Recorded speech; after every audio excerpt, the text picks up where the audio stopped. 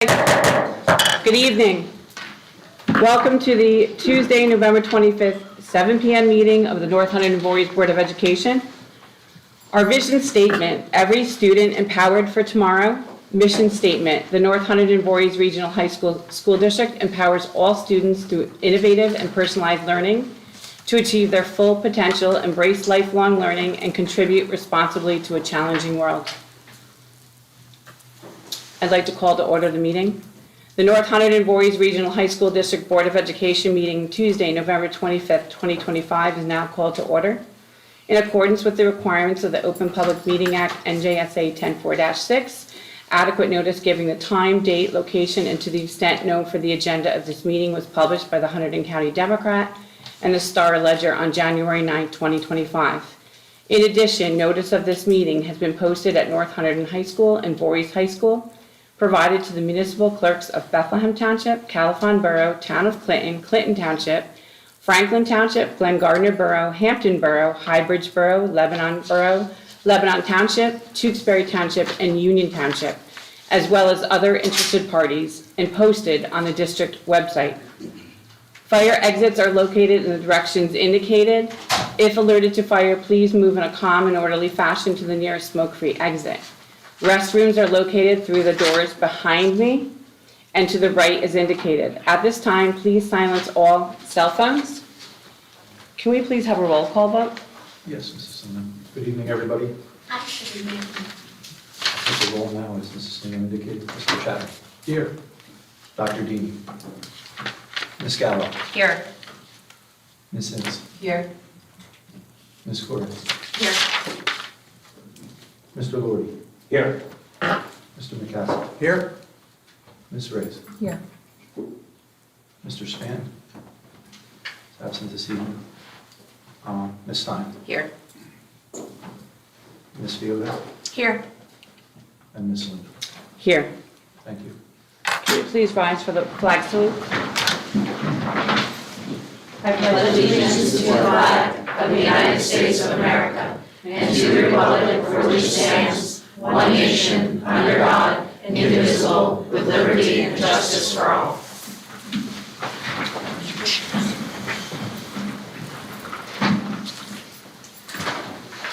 Can I have a motion and a second to approve agenda items 4.1 to 4.2, it's minutes from October 28th, 2025 regular board meeting, and 4.2 minutes from the November 11th special board meeting? So moved. Second. Beth Cotran and Nicole Gallo. Thank you. Any comments? Seeing no comments. All in favor? Aye. Aye. Any nays? Any abstentions? Thank you. You're very welcome. At this time, we'd like to move on to the recognition of our student achievements. Can we please have Mr. Peterson step forward on behalf of Voorhees High School?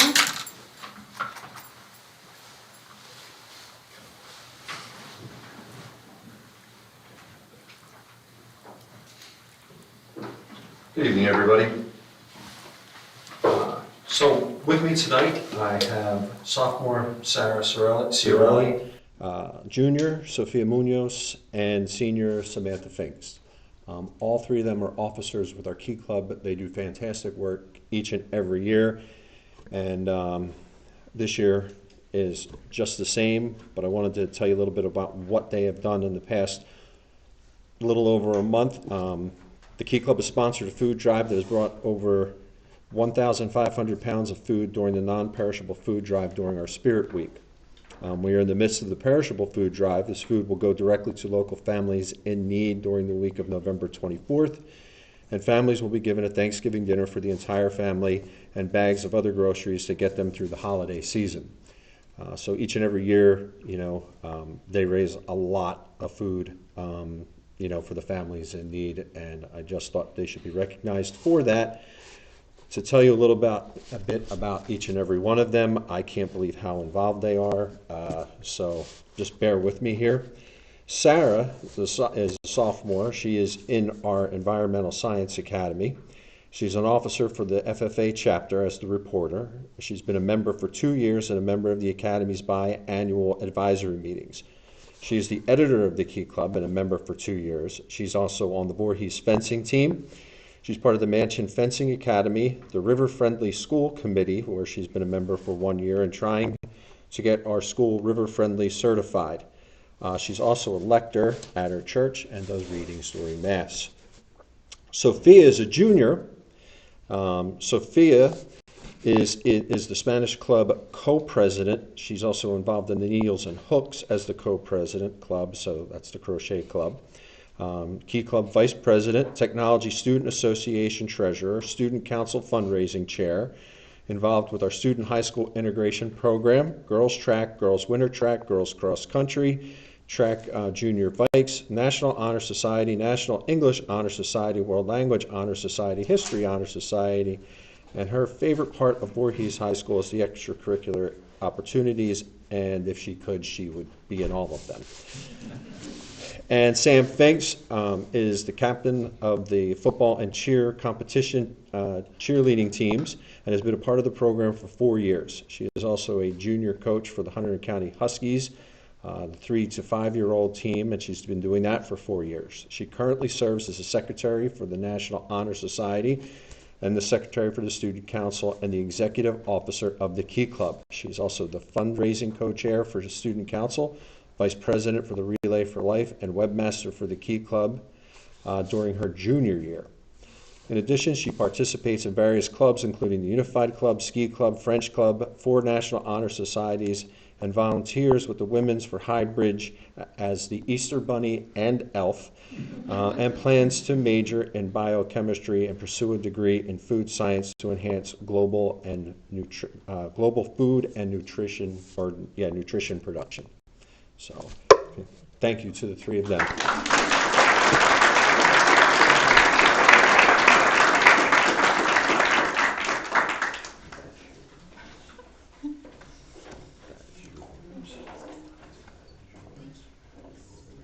Mr. Squash is going to take a photo of you.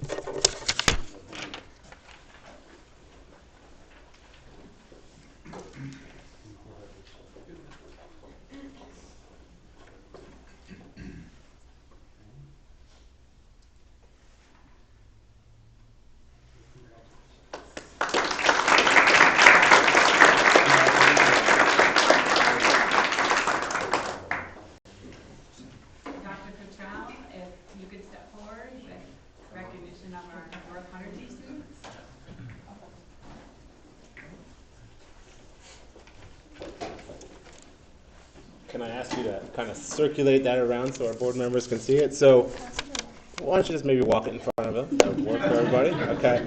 So on November 14th was one of my favorite days at North Hunterdon High School. We do it every year, and it's an event called Friendship Day. Friendship Day is an event that is focused on inclusion, where we have team building, and our teams are comprised of students of varied ability levels. It's also a bit of a fundraiser, which I'm going to talk about here in a second, and just a day to build community and friendship. So we do a variety of activities that day, and I'm going to put these ladies on the spot and have them each tell us their favorite activity of the day. So you want to start? Your favorite activity of Friendship Day? I like it when everyone sits in a circle in a chair and they all have to lean on each other and have a competition on who can stay up for the longest. Okay, well, Emma? that's my favorite too. So. Well, Tess, you have to tell us something different. My favorite this year was at the end, they have a dance battle between the 2 teams, and then the ultimate winner is like the one that won the dance battle. And this year we all joined in at the end, and it was just really wholesome, our whole school together dancing. So these 3 ladies who I should have introduced at the start here is Phoebe Lingerfield, Emma Parenti, and Tess Pedersen, and they are the three officers of our Interact Club, and they were really instrumental in organizing the day's events, along with our advisor, Miss Marin, who's in the back there. Marin, wave, there she is. Okay. So these 3 ladies in particular, long before the day begins, they take on an impressive list of responsibilities, from organizing the participant applications, creating the teams, organizing the teacher leaders, creating the banners, distributing the team event t-shirts, training the junior leaders who shadow them throughout the year, and prepare for, in order to prepare for the next year. So last year there were the shadows. So this year's Friendship Day held a bit of an extra meaning for us. We raised $2,500 for the Sophia de Torres Shining Light Foundation and more than $1,000 for the Kisses for Kyle, which supports families fighting childhood cancer. So again, an awesome event made possible by the work of these three young ladies. So let me tell you a little bit more about them. Again, Phoebe Lingerfield at the end there. She was recently, just as of Friday, I believe, accepted to Penn State and plans to major in speech pathology. She spent 4 years as a dedicated member of our softball team and will proudly serve as a captain this season. She is also a student ambassador. She is a member of the Interact Leaders. She is a member of our Special Olympics team. She's also a lunch buddy. Rounding out her impressive list of accomplishments, she's also a member of our National Honor Society, Social Studies, and the Social Studies Honor Society. Excuse me, she has a lot to read through, as all these girls do here. Also, then we have Emma Parenti. Emma is eagerly awaiting decisions from colleges she hopes to attend. She plans to pursue a degree in early childhood education. For the past 4 years, Emma has been a dedicated member of both our basketball and lacrosse teams and is excited to finish out her final season alongside her teammates. Beyond athletics, Emma stays busy as an Interact leader and a student ambassador. She has spent the last 2 years assisting with Unified Soccer. She is also a member of our National Honor Society and has been taking the college prep classes at RVCC. And then finally, we have Tess Pedersen, who has been equally involved in both on and off the field at our school. Tess is a 4-year lacrosse player and plans to pursue biology or a pre-dental medicine in college. She also spends her time assisting with Special Olympics, being a peer leader, and supporting the Unified Bowling team. Tess is a member of the National Honor Society, an Interact leader, and a lunch buddy, as well as a student ambassador. So again, thank you, ladies, for your hard work.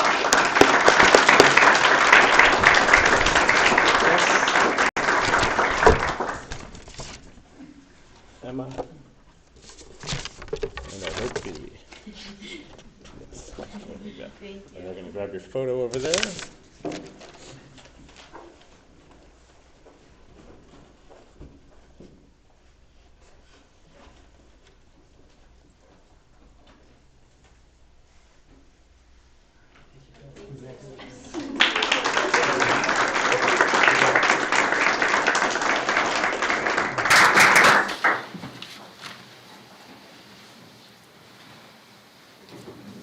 Thank you. Such achievements and accolades. The students never cease to amaze us. So a round of applause for our students.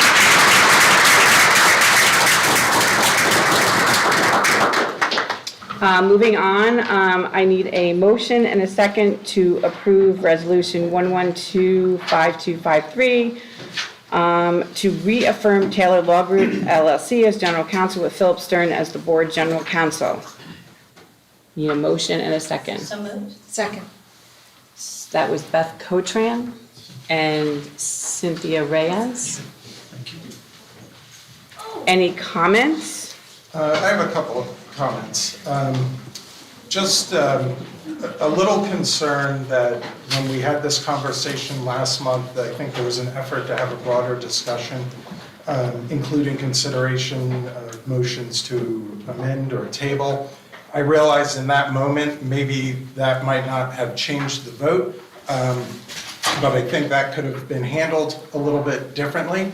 I think it did prevent us from having a more thorough discussion.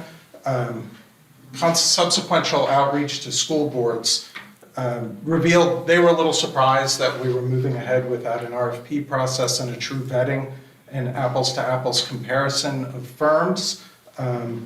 And I'm not suggesting we re-engage that process right now, but my recommendation would be that when there is a newly seated board, that an RFP, a true RFP, be undertaken at that time.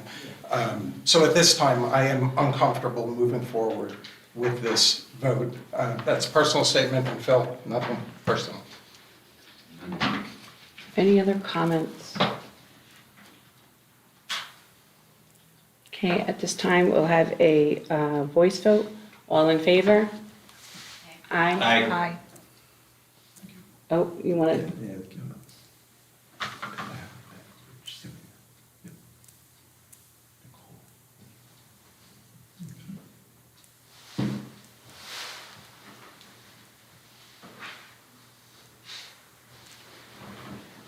Anyone who is all in favor, please.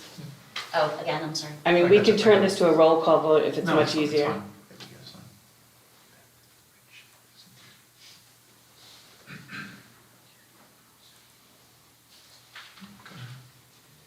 It's fine.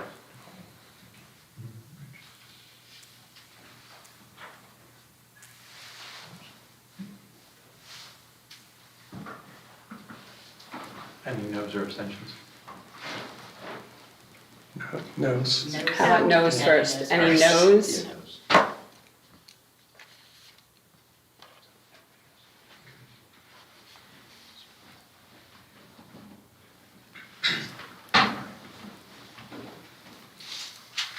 Any abstentions?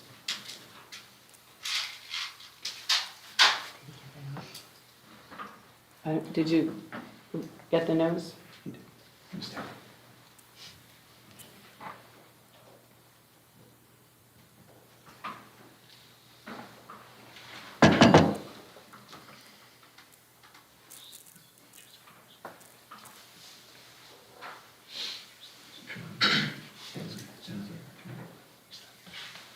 Can I recommend doing a roll call vote, please? Okay, we can do that. It's Yes, but- a roll call vote, please.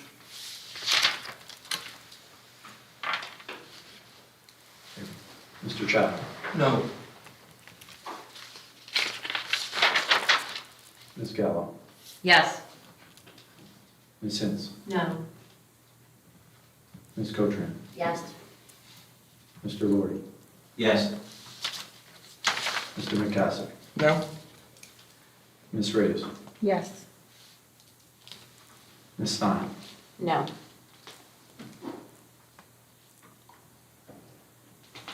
Ms. Fioto? No. Ms. Salino? Yes.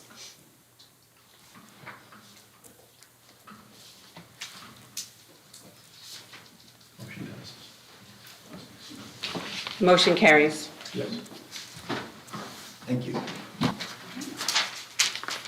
At this time, we would like to recognize our board student reps at the table, Maxwell and Samantha. Maxwell, would you like to give a report on North Hunterdon? Sure. All right, we had a lot going on this month. North Hunterdon had its first blood drive of the school year today. I don't have exact numbers, but there was an estimated 325 donors today, saving over 900 lives. The Lions Walkway down to a football field also has finished its renovation. It's looking amazing. The senior class is hosting its third annual thrift store on Wednesday, December 10th. That is a half day, so from 7:30 to 12 p.m. And all students will have the ability to come down to the gym and look through the clothes and buy some. We are collecting soft clothes until then, so that's like your shirts, pants, shoes, purses included. And those boxes are by our Route 31 entrance and our courtyard entrance. There may be an opportunity for also like community members and family members to shop as well. That's still being decided, and clothes not sold will be donated to local places. North Hunterdon-Voorhees had their leadership summit on November 21st, which was very successful, and leaders from both schools attended to strengthen both leadership skills and teamwork skills. As we've already heard today, to reiterate, we had our Friendship Day on November 14th. We had over 250 participants this year. Thanks to everyone's generosity, like we've said before, we raised over $2,500 for Sophia's Shining Light Foundation and more than 2,000 gifts and donations for Kisses for Kyle. Sophia's donations will directly support her foundation's mission of giving back to the community. Their contributions have already made a meaningful impact, including donations to our local food pantry and support for our unified sports teams. Kisses for Kyle will also use the donations to help brighten the holidays for children and families spending their time in the hospital. There's not a lot of sports to talk about today as we're in the transition period between seasons, but our girls field hockey team was crowned sectional champions. Road Kappa History Honor Society held its first annual Rose Giving, where students were able to have yummy food, make hand turkeys in each other's company. However, in order to attend this event, each Road Kappa member had to bring at least one can of food for our food drive. And on that note, we had a very successful, similar to Voorhees food drive. We collected 2,548.8 pounds of food to donate. The senior class collected the most and therefore will be receiving an ice cream party at some point, so I personally am very excited for that. We also had a Pie a Teacher fundraiser where any proceeds put in the jar of a teacher would go to the people of the community, and the teacher that received the most money would be pied in the face. Mrs. Fortuno, a junior and senior English teacher, won with over $100 in her jar. I did include that. And will be pied next week. In total, $314 was raised, and that was already used to buy fresh produce and distributed last night to local families. Rho Kappa and the Patriotic Youth Club also hosted our Veteran Warm Sock and Hat Drive, where we collected 2 huge bags full of socks, which will be donated soon to local veterans. And finally, our winter concerts are coming up in December. December 4th and December 11th will be those concerts. That's all I have. That's all. Thank you very much. I don't know, Max, did you or Samantha participate in the leadership I summit? wasn't able to, I had a Okay. field trip. Okay. No, I'm Okay. not participating in sports. All right, I didn't know if you had any sense of sort of the topics or the activities that they may have. I engaged in. don't, but I can find out. and let you Okay, know next awesome, meeting. yeah, because I think, is this the first or second year of the I think leadership it's the summit? second this year. Second year, yeah, The okay. superintendent's report might give you a few more details. Oh, okay, awesome. Well, I think it's great. I think Dr. Cultural said it was the 3rd year. Third year. Oh, okay. All right. So for Samantha? Voorhees, we also had a very successful month. So I kind of broke things down into sections like sports, arts, clubs, and activities. So hopefully that makes it a little bit easier to follow. But so in terms of sports, like Max said, we are in that transition period between fall sports to winter sports. But I would like to say that of our fall season, this was one of the more successful seasons we've had, with every team making it to the playoffs this year, which was incredible for Voorhees. We were very excited to celebrate that. And I'd like to shout out our girls cross country team for being state champions, so that was really awesome. And our winter season begins following Thanksgiving break. In terms of arts, Voorhees Drama Club had their production of Curtains on November 13th to 16th, and we sold over 1,000 tickets, which was incredible for our fall musical. And then our unified production of Moana Jr. is on December 13th and 14th. So we're very excited about that. That's where our unified students partner with our drama club students, and they work together to put on a show, and we're very excited about Moana, so it should be a lot of fun. Our winter choral concert and winter instrumental concerts are happening mid-December, but I'll have more on that at the next meeting. And the Music Association ran a very successful winter craft fair last Saturday with over 100 vendors. It was a lot of fun. We have our music students perform, and it's just a really great environment shopping for the holidays. Also, in terms of arts, we had 6 students selected to perform in the TCNJ Honors Festival on November 23rd, and those students were Ava Freely, Jake Zelazny, Jess Roderick, Clara Lenzer, Dylan Merkel, and Gabe Payton. And that was a very successful event for them, and they had a lot of fun. In terms of clubs, activities, and accomplishments, we did have our Unified Turkey Splash, where we raised over $13,000 for Special Olympics and placed first again for the 3rd year in a row. And Mr. Peterson did have to dress up as Ursula. I strongly recommend you check out the pictures on the Facebook and the Instagram. Very fantastic job. It was very much I think fun. it was his best concert. It was pretty good. Alan It was did pretty his good. makeup. His makeup was fantastic. It was Yeah. really good. Did the drama club help you with that? I had a glam squad. Of course you did. Yes, I And you did. needed one. Yeah, it was great.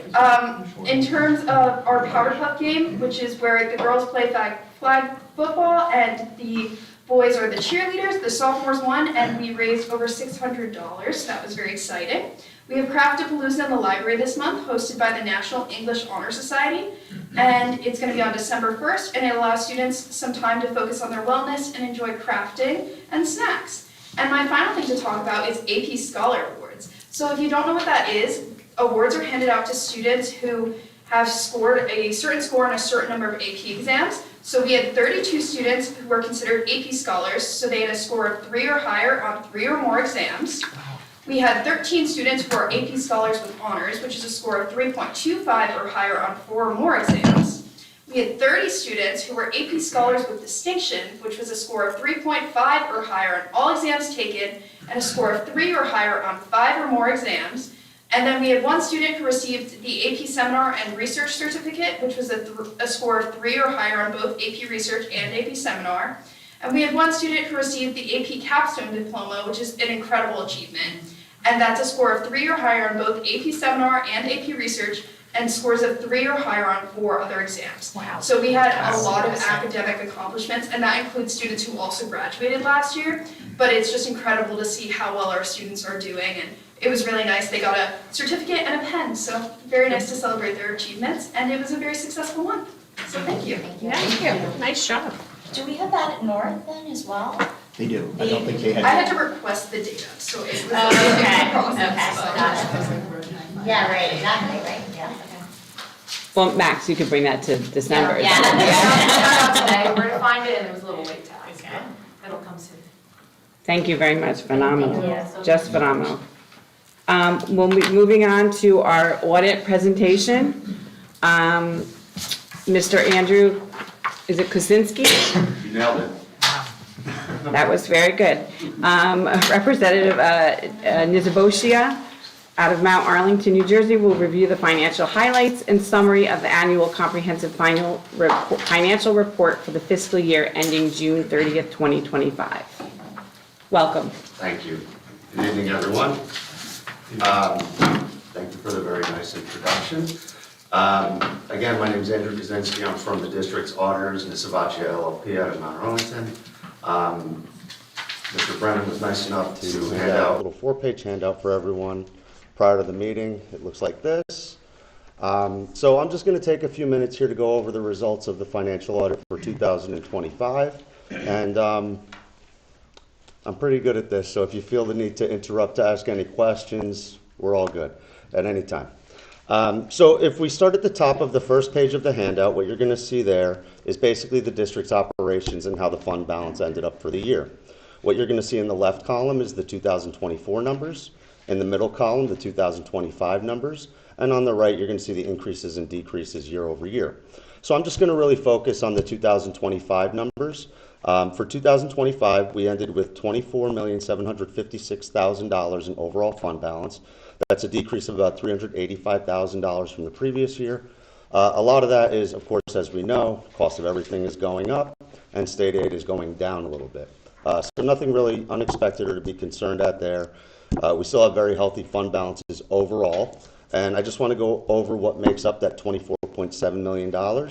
So within the $24.7 million, you have almost $9.5 million in your capital reserve. You have about $1.7 million in your maintenance reserve.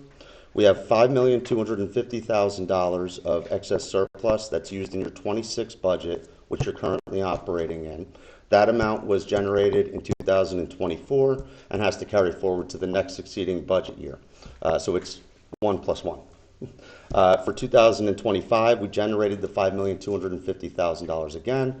We'll talk a little bit more about the excess surplus and the use of fund balance in the budget in a moment. But I do just want to point something out here, as I always make it a point to. Auditors love consistency.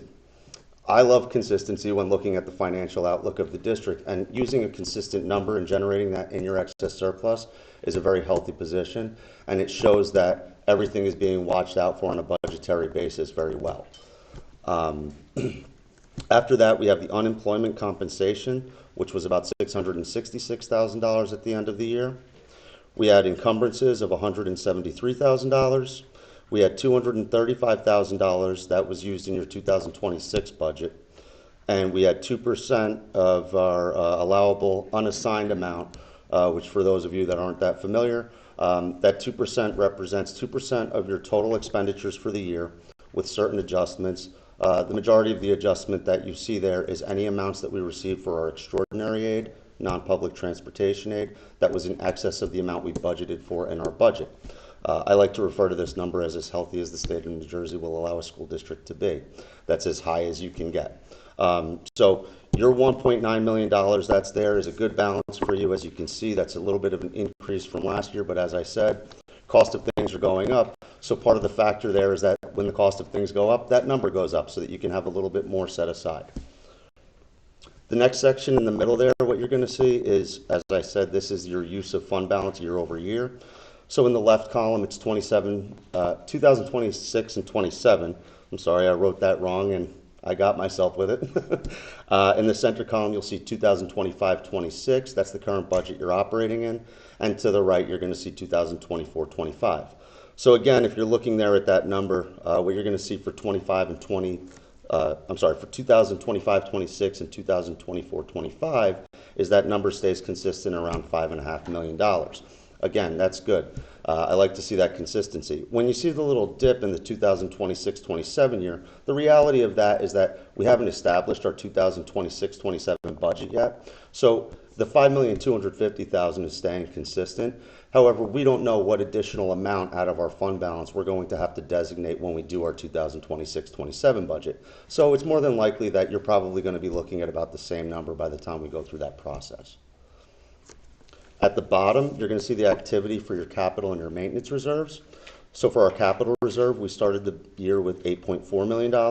We earned $56,000 in interest. Our year-end resolution that we do every year to be able to move any excess amounts over that 2% over into our reserves, we moved a little bit over $2 million into there. And we had unexpended money from projects that we had funded in our capital projects fund of $575,000. And then we withdrew by resolution throughout the year $1.6 million. So all of that activity gets us to an ending balance of $9.5 million. A note on your capital reserve: it's good to have a healthy amount in your capital reserve because it allows for you not to have to go back to the taxpayers to issue debt. And it also allows you the availability that if there are ROD grants available on which the district only pays 60% of the overall cost, that allows you to get that funding because you show that you have the money available. So it's a good balance. Bear in mind, we all know how much big projects in a school district can cost. They don't come cheap. So I think that that's a very good, healthy balance with the two very large schools that you have in the district. On your maintenance reserve, we started with $1.7 million, and we gained $16,000 of interest, leaving us with $1,750,000. So again, that's a healthy balance. That maintenance reserve is used for things around the schools that have to be fixed but not replaced. So again, I think that that's a good, healthy balance for you to have as well. Does anyone have any questions on the reserves? I just have a question. Sure. Capital reserve at the $9 million. Yeah. With the school district our size, you're saying that's above. What would be the, I guess, minimum threshold you want to see if we fell below? I'll be honest with you, when it comes to that, not a big fan of minimums. And it's not a matter of having too much. It's not having enough to do what you have to do. So I look at it always with our capital reserve. You don't want an insanely large amount, right? But I don't think that you're even close to that. When you look at your long-range facilities plan, there's a lot of stuff that's in there that you're looking to do to improve the district overall. Having that funding available, readily available, that you can do a resolution at any given time and be able to accomplish something on a long-range facility plan, I think that's so important to districts. Thank you. You're welcome. You also mentioned the ROD grant eligibility. Can you just say a little bit more about maintaining that amount and its benefit for that? Right. So in the event that you have a ROD grant that the district is eligible for, it's usually a large project. Well, it's always a larger project. Obviously, we're doing capital. But you have to show that you have the funding available to pay for the project. So we know this, redoing a parking lot, redoing a roof, building a building, you know. All of these things, we have to be able to show that we're able to afford for it. And that's a big part of where some districts find themselves when we don't have a good, healthy balance in there. We can't do that. So what winds up happening is, even though these are reserved amounts, 100% of it really comes back from the tax dollars and the taxpayers are paying for it, whereas when we have the ROD grant, we get that money back. It's almost like a credit worthiness at some level. In a way. Okay. In a way, right. So how would you compare what a healthy budget looks like versus what's the comparable? Overall budget? For No. the entire district or just for capital? Capital. Capital, I really think that with the district. What classifies it as healthy? Basically enough to handle any project at any given time that becomes a necessity to the district. So when you look at this, if you were to have certain items, certain capital items that started to fail and had to be completely replaced, you don't have a worry where you're at right now. Well, God forbid, but you know, let's not, yeah, let's not. But I think that's the imperative thing. Does that make sense? Does that answer your question? Thank Okay. you. Yeah, no problem. I have one more question. Yeah. The 26-27 budget for the surplus that you were talking about, that we haven't started that process yet, when does that typically start? You'll be, yeah, it's starting now. Sooner rather than later. What is the typical time that it usually starts? You're gonna start like, yeah, like I mean, to be honest with you, I'm sure that Mike and Katie have already really started to file through a lot of that stuff. And that once you get into the new year is where you're really gonna start pinning everything down and going through everything in more detail. Yeah, as Andrew said, we typically start now, as Rich said, and we wrap up in March, and then the final, around March 20th, March 17th is usually typically when it's done, and then the presentation to the public for the final approval of the board follows in April. So we really try to start now and get it done in advance of, say, St. Patrick's Day is really our deadline to finalize the budget. I can say their office has already sent out the request from the school to have them review what they had this year, what they're requesting for next year. All that information is being collected, and then we're looking at things like collective bargaining agreements and insurance increases and all those, big ticket items to try to balance all those things out. And then, so then if that's supposed to be done by March 17th, you said typically to be presented to the public, then there would be a preliminary budget that would also be presented to the public, right? Like we kind of did this year? Correct, preliminary would be usually in March, and then the Final vote in April. In April, to follow. Okay, thank you. Sure. Yep. Does anyone else have any questions on this section? Okay, so we're gonna move over to page 2. And on the top of page 2, what you're gonna see is the results of your food service fund, your cafeteria. And again, it's formatted a lot like the first page. The one difference here is what you're gonna see is that in the top section, it's all of your operating revenues, non-operating revenues and expenses, and then just below that is your net position. So fund balance is called net position in the food service fund. It's very similar. So again, you see 2024 there, 2025 is what I'm going to concentrate on, and the variances are off to the right. So for our operating revenue, that's all of our daily sales. We had $1,985,000. We had, if you see here, I listed that there's interest only. So we had $2,700 of interest for the year, and our expenses were $1,946,000, which led us to an increase of about $41,000 for the year. So overall, our net position was $712,000. What that's made up of is your capital assets within your food service fund. For purposes of food service, they get included within your net position. So that decrease of $28,000 is really just your depreciation for the year.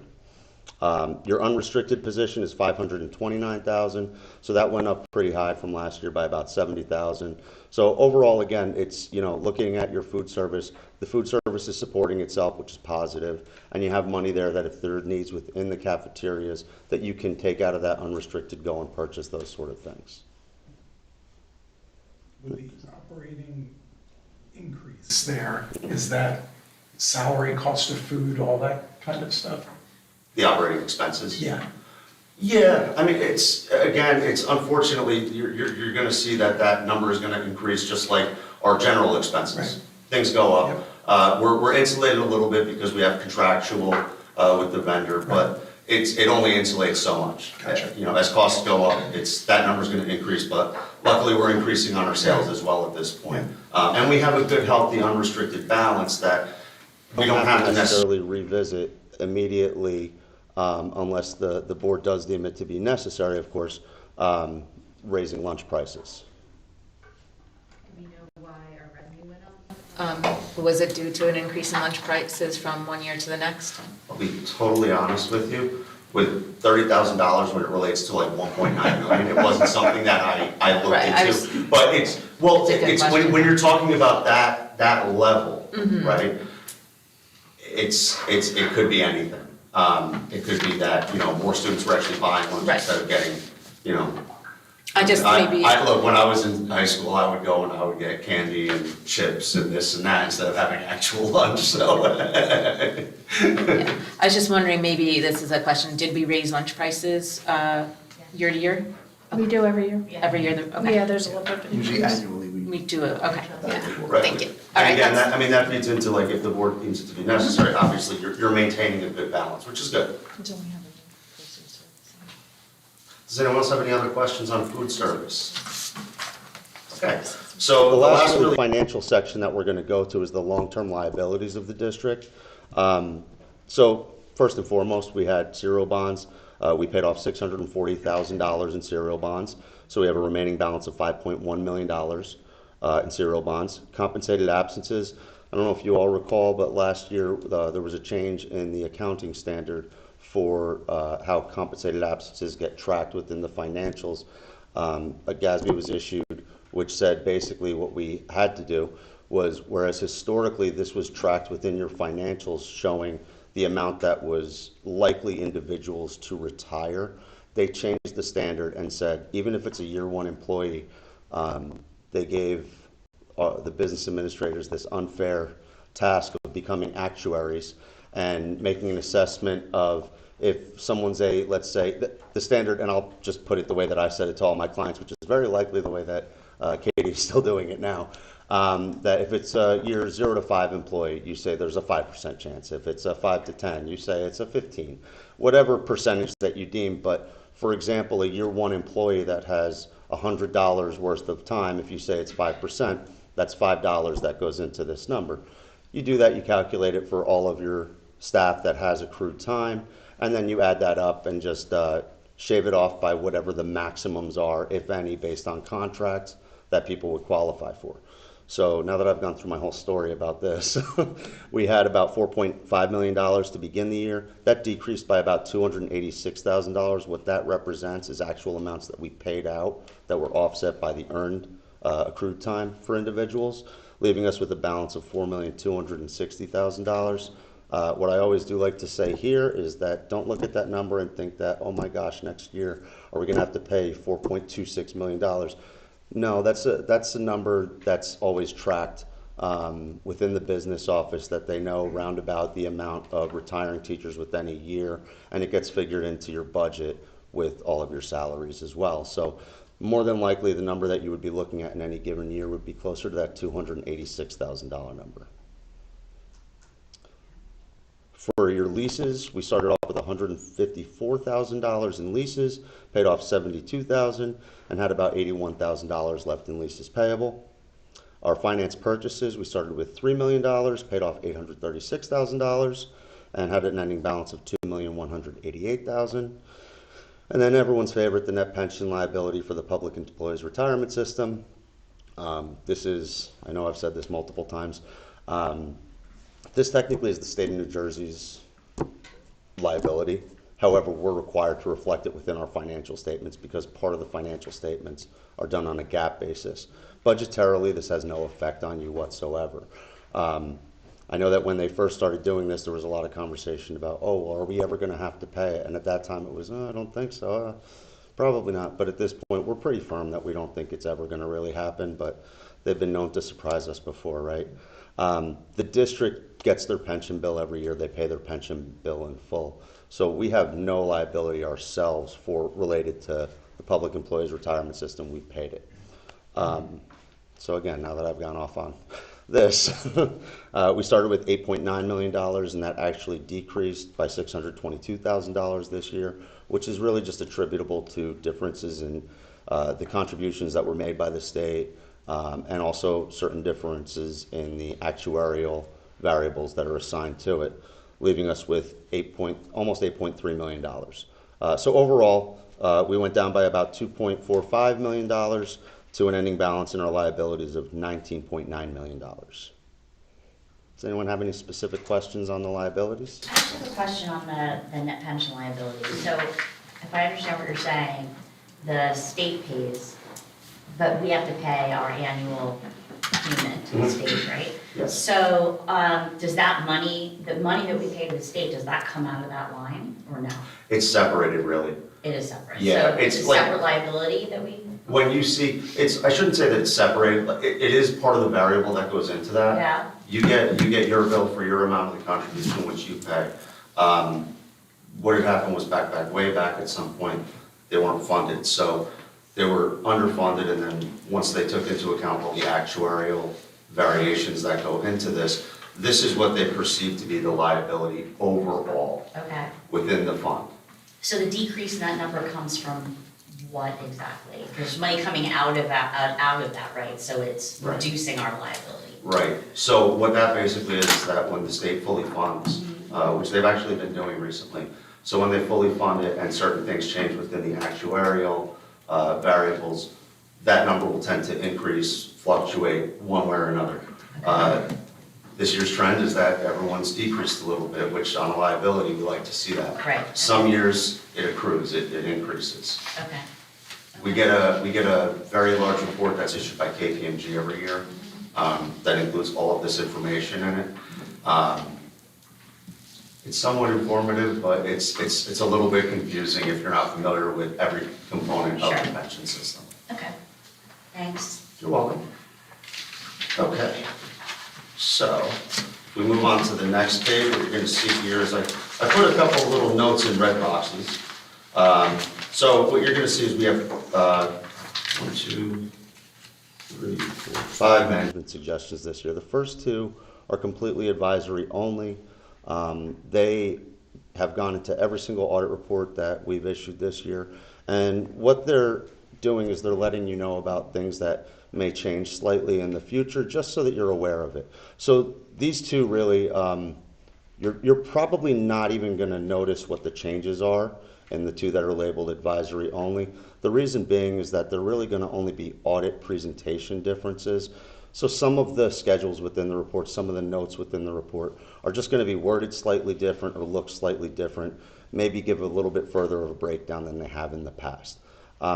Nothing at all for you to be concerned about. It doesn't change the accounting of anything within the report. Again, it's just going to be presentation purposes only. And really, when you look at the first one, it's giving all the different breakdowns of those 4 subcategories. They're just really sections that are already within your report. And it's just going to change, probably, like I said, the wording a little bit, but nothing drastic. The second one is GASB statement number 104, disclosure of certain capital assets. That's talking about a little bit how they're going to change the way that subscription assets are handled within it. We haven't even gotten like an outline of exactly what it's going to look like yet, so I can't really speak as to exactly what it's going to look like. I just know that something's going to change with it at this point. Okay. Now your last 3, so federal grants receivable. We had some grants receivable that hadn't been submitted for reimbursement prior to year end. Whenever we have that, it wasn't a lot that it raised to the level that it was something that needed to be a finding with a recommendation. So we just like to put in the management suggestion. That's already been handled at this point. Everything's been submitted for, so nothing really for you to be worried about with that or concerned with. Your capital projects, there's just certain older capital projects that were outstanding. That's already done. We actually removed a lot of them this year, and even a little bit more right after the audit was completed, I know has been moved already. But again, when those old projects are sitting out for a while, we just like to note it. This way it kind of moves us along to get rid of them. So again, nothing for you to be concerned at there.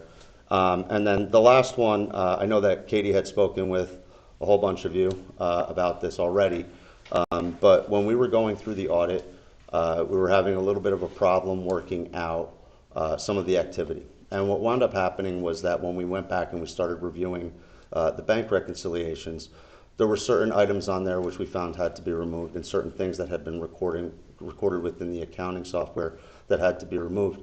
They were one-sided transactions that increased the overall balances, but shouldn't have. Okay? And then they were being carried. The compensating control for the accounting system is the reconciliations. Well, they were showing as outstanding items on that. So when you have that happening, what happens is that it looks like everything is still balancing, but when I took a look at it when I was doing analytical procedures on the financials, that's where we went back and revisited it. And as soon as, well, let me preface this with, this is functionally accounting. There was no money that was there that was ever missing. End of story. That completely, 100%. It was just that the way that it had been recorded, it looked like there was more there because there were certain things that needed to get pulled out of it. As soon as we picked it up, Katie got right on it. We were able to get everything corrected and we were able to get everything fixed within the financials. So you don't see here, I don't include just the general findings within this, but within your management report, which is the smaller of the two books that we send, and I know that this year we have PDFs. So the smaller of the two files. It's not the one that's like 200 pages. It's the one that's about 20. What you're going to see in there is originally when we had done this, we started out with a finding with a recommendation to have the reconciliations done in a timely manner and reviewed for accuracy. By the time that we had gotten to the point of completing the audit, what had happened was that was all corrected. So it doesn't make sense to necessarily rise to the level of a recommendation when it's already been corrected. The corrective action plan would be what we've already done. So I left the finding in the report. This way it's detailed of exactly what was found. However, we moved it back to a management suggestion rather than writing a recommendation out. We didn't think that it was appropriate at that time. And I went around the office and I asked all my other partners if they thought that was appropriate, and the consensus was 100% yes. But would it have also been appropriate to leave it the way it was? With the recommendation, the recommendation that was originally in the draft that we saw? If I had left in the recommendation, it's, by technicality, you could have presented it either way. The leaving it as a recommendation, it's a dog with no teeth. It's already been taken care of.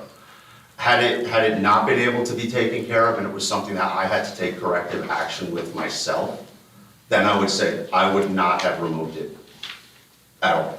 I wouldn't have even considered it. Because in the finding and the management response that was originally in the draft, I would view this as kind of an ongoing recommendation. Going into this fiscal year, everyone should be making sure that the information is being reviewed for accuracy, and so I don't understand why we wouldn't maintain that as something that needs to be a recommendation to the administration office. And I will tell you this, is that once we got this completely resolved for the 25 year, Katie had sent us the revised version of the reconciliation for July. Okay. We reviewed July, and everything was correct on it, everything worked. There were no one-sided items, there were no old outstanding items, and it was actually, she's completely reformatted the way that it was being done, that it's really a more complete picture of everything, which really lended to my feeling that we could remove it at that point. It had been resolved. Now, I will tell you this, is that in the event that it's even somewhat slightly off next year, I would not put a management suggestion. It's 100%, it would be a recommendation at that point.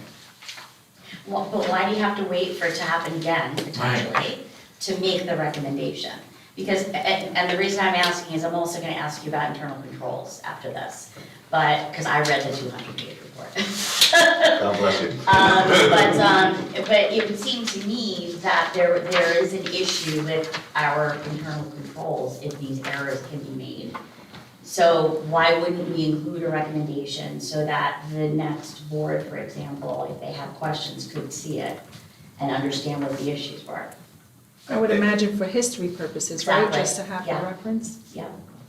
I think that from my perspective on it, it was that it had been corrected, and looking into the following year, that it was continuing to be corrected.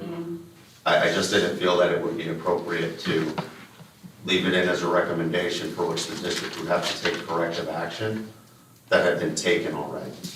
Yeah, I mean, the way I typically see these done is that you would, because the corrective action was taken in the current fiscal year, you would make a notation indicating the fact that this is the recommendation, however, the corrective action was already taken, and therefore there's nothing further that needs to be done. That's the way I would typically see something like that in an audit report. Well, but that's exactly what a finding without a recommendation takes. Okay. It's explaining that the finding of specifically what the situation was, which was uncovered, but the recommendation would mean that there's still something to be done.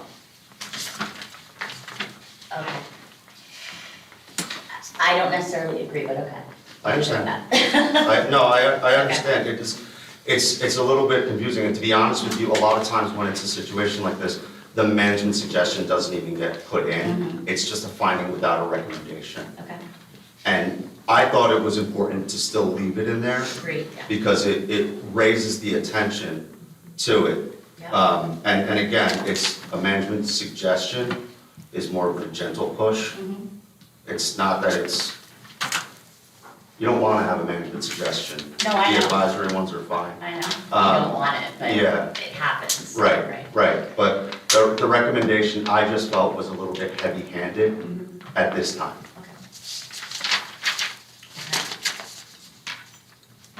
I got another question for you. Absolutely. It's my first time going through this, so. Okay.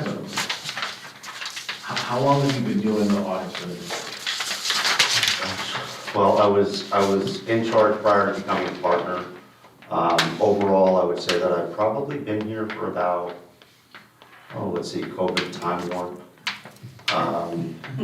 easily 10 years. Okay, so in the 10 years, have you ever seen this situation occur before? No. This is the first time? Never had the issue before. Okay.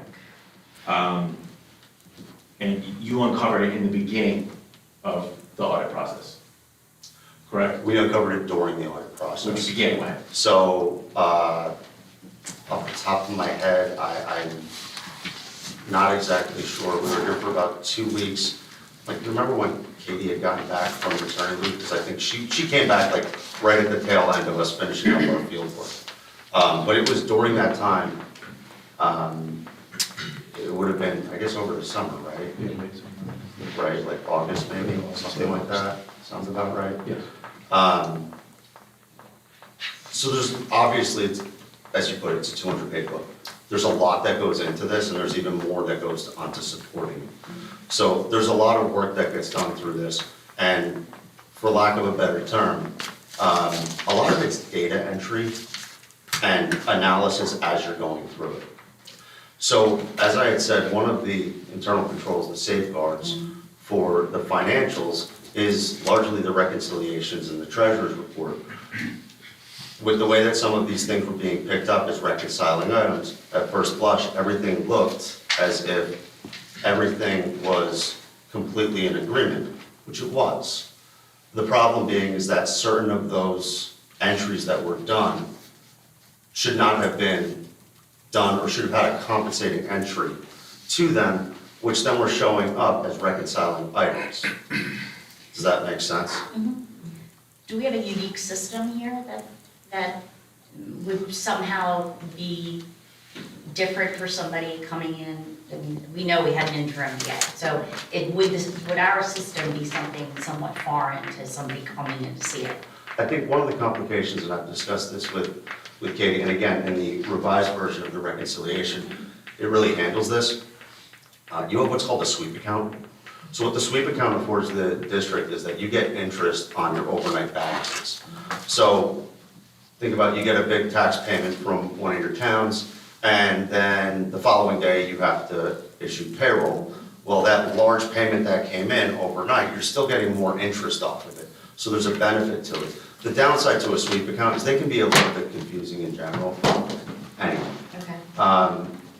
However, now with the new version of the reconciliation, it looks like all of the activity that goes into there is properly broken out, that you would see it. It is somewhat unique. Okay. And to be honest with you, it's one of the sweep accounts have a tendency to be a little bit difficult for a lot of people. And How is our sweep account reporting? I just want to ask a follow-up question to that. So you represent and you work for other school districts, I assume. Yeah. What percentage of them have sweep accounts? It's not a lot. I wouldn't know a definitive percentage, but it's not. So it's Tell not a me- universal Does our- practice? It's not a sweep account? It's not universal, but there's really nothing wrong with it. No, there isn't anything wrong with it, and I'm a banker and I recommend them all the time. Can you just, Probably the reason of that overnight interest. because you want maximum benefit of interest earning against all of your funds at any given time. Can I ask you, is it a daily interest sweep or does it report, so the interest reports daily? And was that the confusion in the reporting, or was it the movement of the sweep and he had a hard time reconciling with what comes in and what came in and what went out overnight? I think it was the movement. Okay. I'm not sure if it's, I'm sorry, the term overnight interest. I'm not sure that that's actually occurring. Mike, do you know, are you aware? It's monthly, but as you mentioned, It's still activity monthly. moving in and out, and when things settle, meaning crossing over months. Right, and there's ledger balances that don't forward over if something's pending clearing with a sweep account that you don't normally see that in a traditional, if you had a standalone money market and you move money in and out, you wouldn't have those, you wouldn't see the movement of the ledger balances for collected balances because some of it stays in the account and should sweep because we're waiting for balances to clear while others have cleared, and we move them to earn interest. But it is I can support that it is I work with clients all the time in their accounting software to account for the sweep movement, and there is a training, and if I work with corporate clients all the time, and if the finance team isn't familiar with how the sweep moves and how the sweep accounts for, there is a reconciliation issue, and I've been down this road before with clients, so it is understandable that if somebody were to come in as an interim BA and not be familiar with how a sweep works, that a reconciliation problem would occur. It is justifiable. I mean, it's not justifiable, but it is understood and it has happened in my experience. And I think it's important as well to understand that within your sweep account is not just your current account, it also includes your special revenue, your capital project, your debt service. So only to complicate matters more, which I'm sure that you can attest to as well, is that when you have, each one of those funds is within the sweep account, they have a portion of that cash balance. So, and again, this does feed back into what actually happens, that when you move that money within the sweep account, it doesn't really go anywhere. It's still in the same account. So what was happening is that when that one side of the entry went in, it looked like that amount was more, which was then booked as an outstanding item. Now, as soon as we had, again, figured out what this was, we basically got right on the phone with Katie. We started working on this. It did take a little bit of time to square everything away, get everything worked out. But again, in the end, we were able to get everything worked out, everything right back into their own buckets. And I don't know, Ernie Turner's here. Ernie helped get you guys set up. Get you guys set up and went back through all of this information. So he might have some information on this. I don't know if there's anything specific, or am I covering it good? Are you? Would you like me to just make a brief statement? Everyone. Would that be all right? Hi, my name is Ernie Turner. I have 42 years' experience as a school business administrator. In my retirement, I started a consulting business with other retired BAs, and we go around and help school districts that have needs. And so I was happy to help out in this particular instance, because the work that needed to be done, your auditor couldn't do that. Somebody had to do that in order to prepare for the audit, because the auditor can't audit their own work. All right, so we were like the go-between, to assist and to get the records ready for the end of the year. And as Andrew had mentioned, what we found is that there were a lot of one-sided entries that were made during the course of the year that weren't reconciled. So we had to go back over the 12 months and reconcile those items in order to bring them into balance. 12 months? Yeah, so it goes, most of the year. So we had to go back and correct all of that. We did 12 months worth of work to review, because it requires that, to make sure that for the entire year it had been accounted for appropriately. So we had to go back to the last audit report, use that as our starting point to come forward. That makes sense. All right, that's just good accounting standards. Yeah. Okay, Yep. that's what we did. All right, and so we were able to do that. We're happy to help in order to put this together. We actually did do the July reports and make sure that they were in order. And as Andrew said, you're good to go for this year then. All right, but yeah, that's what we found during the course of the year. We're happy to be able to assist in order to do these reconciliations. As again, you were mentioning about the sweep accounts and everything. I've worked in a number of districts with the sweep accounts. It is always a problem. There's no question about it. But they're in the most interest. Yeah. You know what, that's the thing, it's a love-hate relationship, you know, kind of thing, but you feel the obligation of doing the best, you know, making sure that you're working in the best interest of the board and increasing the interest earnings as to the highest level that you can. But then from an accounting standpoint, it's a lot of additional work that you have to pay attention to. All right, so you mentioned before, if somebody came in and was not familiar with it, they wouldn't know what to do. Because it took me a while to understand it. So, you know, I just wanted to mention that as well. Would that be something that would have been maybe mentioned when you have someone taking your place in the interim in order to, I mean, would that be common, I guess, communication that should have been communicated, that this is how this is being handled to avoid a situation like this to happen? I can only speak for myself and what I do when I go into districts, because I've worked in over 70 school districts. Sure. I look at the bank statement first to see if an account exists.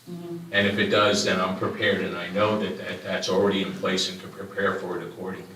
So I take that upon myself, you know, when I go into a school district. Thank you. All right? So you're saying that sweep accounts are one of the most complicated, correct? Yes. Okay. And not many schools do it? Not many. Okay. So, okay, I think what Cynthia's saying is that it's probably a conversation I could have had on the front end and say, hey, you may not be familiar with this sweep account. We don't know that we shouldn't assume Katie didn't have that conversation, and I really have a problem. Excuse me, time out. Great questions, great discussion, this is terrific. This can and will not in any way, shape, or form be about individual employees of this district around this table at this time in this meeting. There are other forums in which to talk about individuals or whatever, but this is the district audit that we're discussing here. There was no intent on any of the presenters, nor is there about anybody around this table to specify individuals, nor would it be appropriate to do so. I think we're just trying to get more information as to the work that was done. I'm not trying to limit questions at all. I just want to make sure that we're doing it the way we should be doing it in honor of what our legal responsibilities are. I have a question. In regards to your normal regular audit, what was the catalyst that pulled a third party in here? What couldn't be reconciled that a third party had to be pulled in to kind of figure out where the one-sided entries began? Or was that the only reason why the other third party was brought in?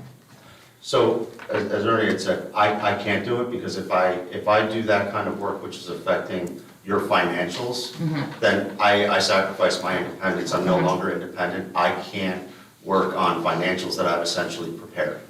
And that's where I have to separate myself. And at that time, what it became was that as a matter of trying to get things completed and done so that we made the deadline for the audit report, it was apparent that going back through 12 months in the extremely high level of detail that Ernie and his team did go back through, it wouldn't have been feasible for your staff to do their regular business and then on top of that have to go and do all the work that they had to do to review everything. Because unfortunately, it sounds like, you know, you look at it and you identify the transactions which have to be changed and altered and corrected, but you have to look at everything. And so you are looking at that entire 12-month picture, starting with last year's audit, working all the way forward. And it was just, again, it was more of a matter of the timing of getting everything done, and that I literally can't. My hands are tied. Yeah. I just have one last question on the internal controls piece. So,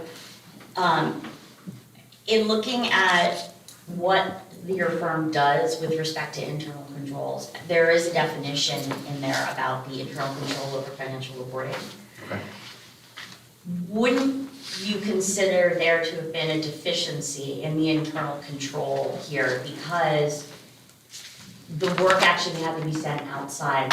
Like the control didn't allow for someone performing the do the financial reporting work to see if there was a misstep or anything like that.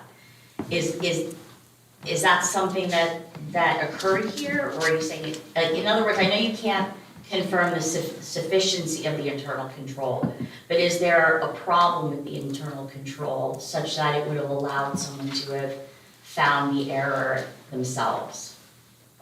Does that make sense? Kind of. Okay. Tell me if I go down the sorry. wrong path. No, Yeah, it's yeah, okay. yeah. I just want to make sure I'm answering the right question. Sure. So as far as recognizing that the control wasn't operating correctly, Yeah. that's your finding. Okay. Right, and that's the reason for your suggestion. Okay. As far as, do I feel like there was a breakdown of internal control? No. Okay. To the point that we've been talking about with the sweep account, complicated. Yeah. And on the face of it, again, it looks like everything's working, there's nothing to question, Okay. it's not that you were getting your board secretary report and cash wasn't agreeing to your treasurer. Yeah. They were, Okay. but it's just the complication of it is what lent itself to that. Okay, good. I just wanted to that does answer my question. Okay, So, good. Thank you. Good. I got another question. So in the draft report, finding 2025-01, so it states here that during our review of the district's records, it was noted that the receipts and disbursements posted to the district's accounting records were not reconciled with the treasurer's records, which resulted in illegitimate reconciling items found on the bank reconciliations. It is recommended that the district ensure bank reconciliations be reviewed more carefully for accuracy. Then underneath that, there's a management response that says the district will ensure that bank reconciliations are reviewed carefully for accuracy and illegitimate reconciling items. So my question to that would be, if this hadn't been corrected in the time frame that it was done, would you have been more inclined to keep this in the report as opposed to removing it from the final report? If all of the steps in that report weren't taken that were immediately, 100%. 100% without doubt. I've had it before where it's, if there's something that I feel that at the onset or during the course of doing my audit rises to the level of a recommendation, I discuss it with the staff within the district. I bring it to their attention, and if it doesn't get resolved by the time the audit report is being issued, it goes in. In this case, once the issue was identified, it was handled immediately, it was addressed immediately. I don't think I hung up the phone talking about it before another phone call was made to this gentleman. It was immediate action, and it was complete resolution. If those steps weren't taken, and I didn't feel, if I looked at July and there were still issues in that reconciliation, I absolutely 100% would have said, I have to do this, that's why it's an independent audit. So if the steps were in the process and it didn't get resolved in time, it would still be in the report. It would still be in the report. Correct. Okay, which leads me to almost think that, I just don't know why it's, like, I kind of agree with Beth, like, I think I would keep it in the report, even with, even a footnote that said, hey, this is what the findings were, and this is what would have been the corrective action steps, but they were taken, and this would be the best practice going forward to ensure it doesn't happen again. And I understand, it's just that the way that the accounting standards on stuff work is, and just let me know if I go off track or anything here, but it's, the finding is, this is what we found. Normally, when you see the finding in that management report, what follows is what you're seeing on the draft that you have looked at, where it says it's the finding, then immediately after that is the recommendation, then immediately after that is the management response. Yep. So when you look at the new version, what you're gonna see is the finding without those other two pieces. Because if there's no recommendation, there's no management response. But that's also why you have the management suggestion. It's as much attention in my report as I can bring to it without it being a recommendation. And again, the only reason it's not in there as a recommendation is because my feeling is that it was completely addressed. Does that answer your question? It does. Okay. Can I confirm, like, the only discrepancy was the sweep account? Was there 100%. anything else? I did not have other issues reconciling through the financial statements, which, and I'll be honest with you, it's sometimes I go in and the records aren't great, And it's trying to find the exact cause of it is like playing whack-a-mole. You know, you just keep on swinging until you hit. And in this case, I literally was able to go through everything else worked. The only thing that made no sense on your balance sheet to me was your cash balance and your fund balance. So the only thing that could be is the cash. Because you can't generate fund balance out of nowhere. You can't generate cash out of nowhere. They're the only two things that work that way. And these are typically reconciled monthly? Am I saying that correctly? Normally? The bank statements are always monthly. Okay, and that didn't occur, correct?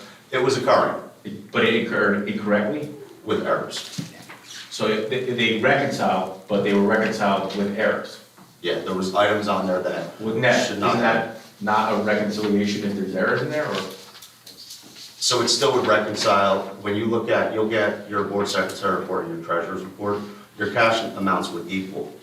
The thing that brought it to our attention is that when you have these outstanding items for an extended period of time, that's something we pay a lot of attention to. And that really is what drew the attention towards those items. And the items that we had identified were largely the items that wound up being the changes, almost entirely. You know, the audit worked in its own regard. It did what it's supposed to do. You weren't wildly overstated on your fund balance and on your cash, and then going into next year trying to work on a budget thinking I have X and you have X minus a whole lot, which is a terrible situation to be in. Yes? Did you say, or did I hear you say that you found that the BA has now implemented a process to avoid this in the future? There's detail now within the reconciliation on the sweep account itself. So it works its way out through that, and it's what was a more simplistic approach to the reconciliation is now a much more expansive approach. So it includes a lot more information with a lot more activity, and it shows everything in a greater level of detail. Wouldn't that be then part of your management response to say Well, that? I don't have a management response because I didn't have a finding. But do you mean in the management suggestion? Yes. I think that if I were to put into the management suggestion that more detail went into the reconciliations, I don't know that it would make sense. It's really that more care be taken, which now there obviously is when you have that expanded version now of your reconciliation.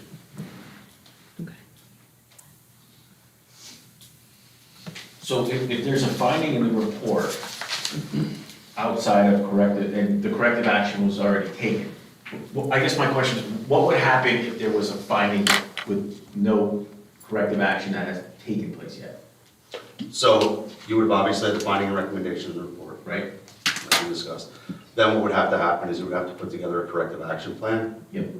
Which you would then have to adopt, and it's got a timeline on it as to when, and that's another part of why having a recommendation doesn't make any sense if we say, well, when is it going to be enacted? A month and a half ago, or however long it's been now. But you would have that, and then it would basically be that you would be holding whomever was on that, because it does identify the individual that would be responsible for carrying out the corrective action. That individual would be responsible for it. Responsible for carrying out the plan? The corrective action. Okay, is there any, like, for lack of a better word, repercussions or any things to the district if there was a finding on the report that was not resolved before the report was completed? I mean, it's a matter of having the recommendation in the report. You don't want the recommendation in there. And why would that be? It just doesn't, no one wants to have a recommendation because that means that something was found that wasn't done correctly, that wasn't corrected, and wasn't able to be addressed. But I think my question is like, we're separating them because something was done incorrect, but that needed corrective action. Right. So that's where I'm. But Andrew, may I say something? you can. Again, Maybe I can talk about it from the standpoint of a school business administrator. Sure. All right, but you have to file it, when you have a recommendation, you file a corrective action plan. But if it's a recurring recommendation, it actually has to be cited, and then there's additional oversight by the state of New Jersey when there's a recurring recommendation made. All right, so it's heightened scrutiny on the part of the Department of Education for any recurring recommendations. And I can say now, and Andrew, you can affirm this or not, but the July and August, you looked at the July and August reconciliations, and there's no issue now. All right, so anything that might have occurred during last year, the July and August reports appear by your review, because I know I spoke with your field auditor, it looks as though that's all been corrected. So it looks like the steps have already been implemented. Ernie, when you say reoccurring, does that mean month to month, or is this viewed as once a year? Year to year. Year to year. Year to year. So, so this would not be reoccurring? Not now. No, all indications say it's been corrected. Okay. All right, because that's what they did in their field work. They said, we got to see if this has been fixed. All right, and we did have conversations about this, and the result was is that for all intents and purposes, the deficiencies that were identified last year have been corrected with the reports in July and August. Okay, so would it be safe to say, so that's why there was kind of like a mad scramble to get this corrected before the report was completed to avoid additional oversight by the state? Absolutely. You nailed it. Absolutely. But just to clarify so that no one is assuming anything, it is common practice when an audit is going on that if there is something uncovered, that the corrective actions are taken immediately by a BA or an assistant BA, whoever's in there, to correct those and to make sure that it's done right. We never want a finding that's not been we don't want you to uncover something as a district and us do nothing about it. Even if it is found during, however it's located, we always want to, we did the right thing. We didn't stop working the district. We actually came in and brought the experts in to solve the reconciliation issue. So I want to make sure that that's exemplified, because there's a lot of talk about whether recommendations should have been made, but I also think it should be commended that Katie did that the hard work was done by the financial office when an issue was found, and the work was done to resolve it correctly and put processes in place so it doesn't repeat itself. And if I could make one other comment about the sweep accounts, all right? There was a lot of work involved with establishing and maintaining and accounting for the sweep account.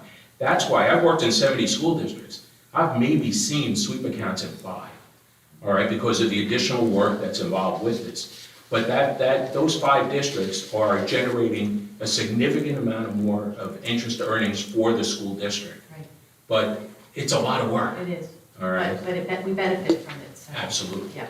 Absolutely. So I just wanted to make that one. How long did you and your team spend on this, trying to clean it up, or fix it, rectify it? It was quite a bit.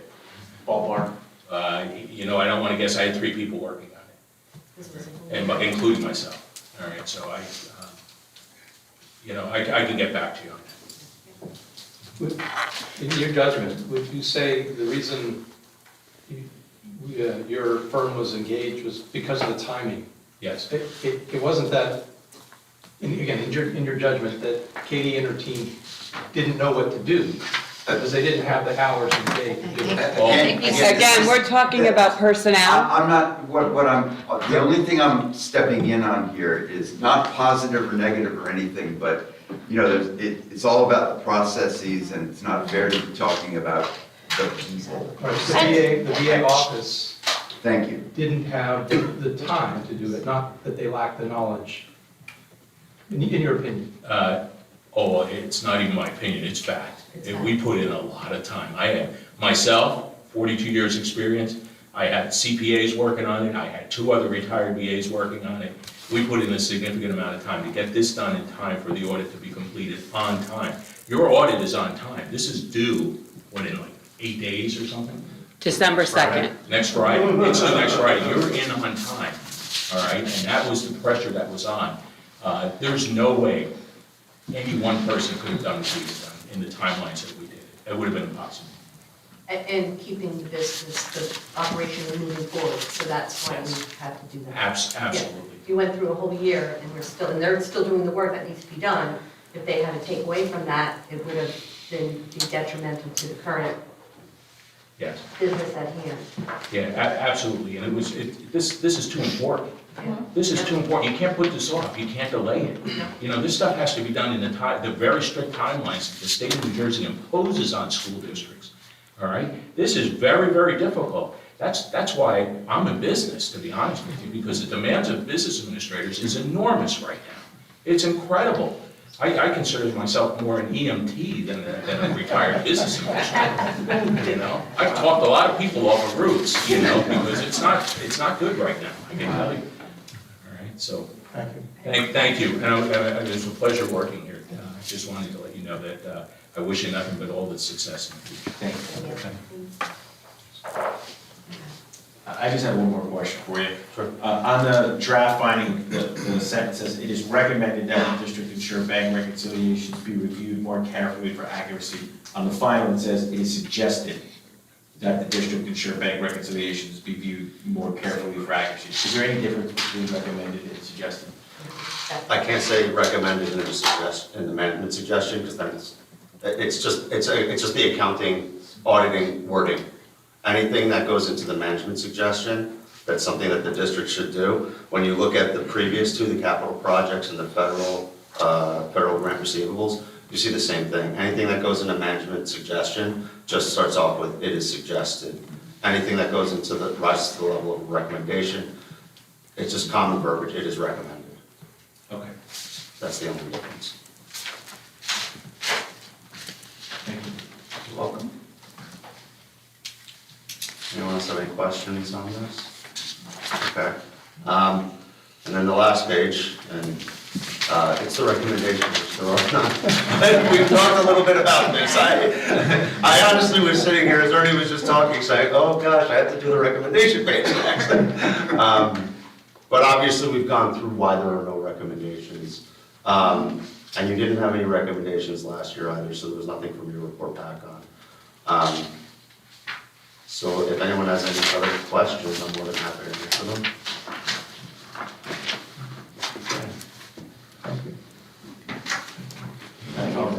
Thank you. Happy Thanksgiving, everyone. Thank you so much.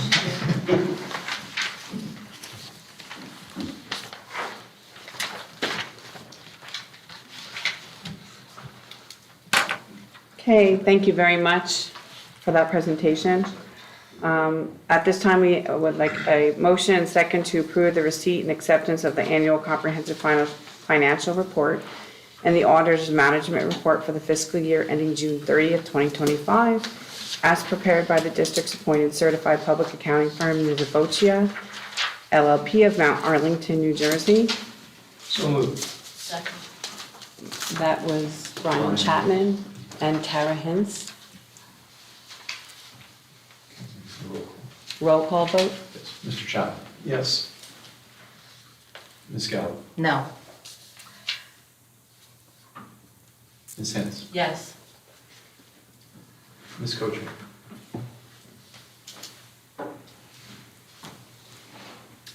I'm going to abstain.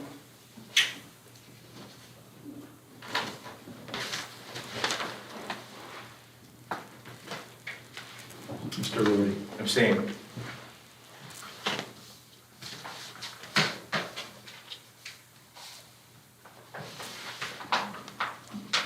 Mr. McIsaac? Yes.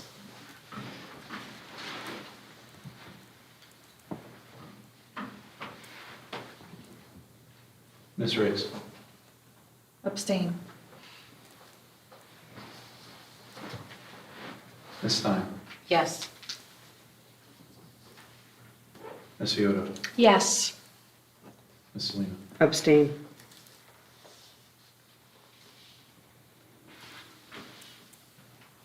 Motion passes.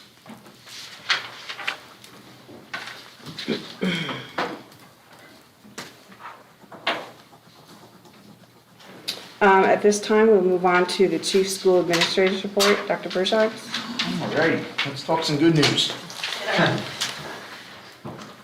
So first of all, I'd like to, bunch of congratulations. I might step on Max and Sam's toes a little bit because I can't remember everything that they recorded. Sometimes we have a little overlap, but I would like to congratulate North Hunterdon seniors Gianna Marina and Max Thorne, who performed in Atlantic City as part of the New Jersey All-State Honors Choir. They were both selected through a highly competitive statewide process. And they represent North Hunterdon with excellence, and we're very proud of their accomplishments. So congratulations to Max. You can see some here.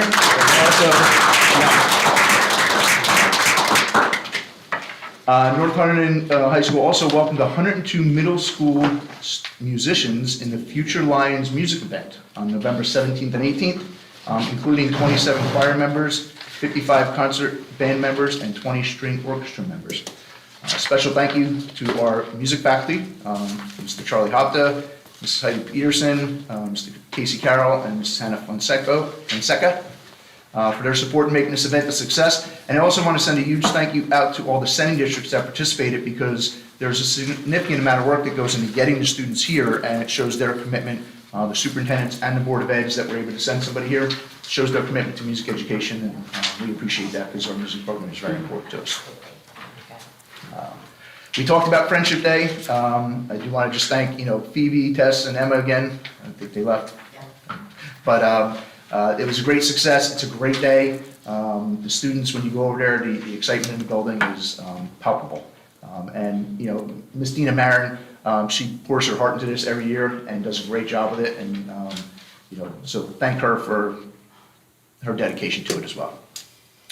I would like to thank the North Hunterdon Education Foundation. They funded a new AI-enhanced CNC machine for the Technology Education Department. This edition provides students with hands-on experiences in advanced manufacturing, CAD/CAM software, and AI automation, which greatly enriches the learning opportunities for our students. So thank you to them.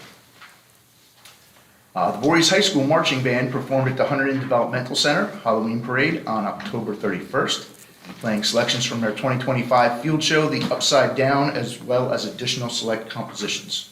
And I think that was very well received from all indications I heard.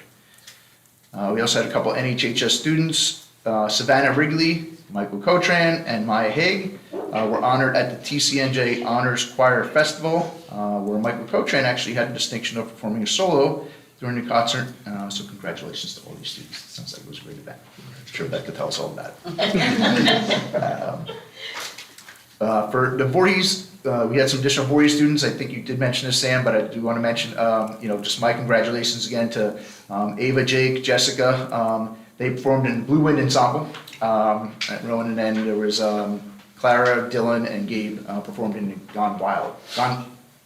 Gold Wind. Gold Wind. Sorry. That was a little bit of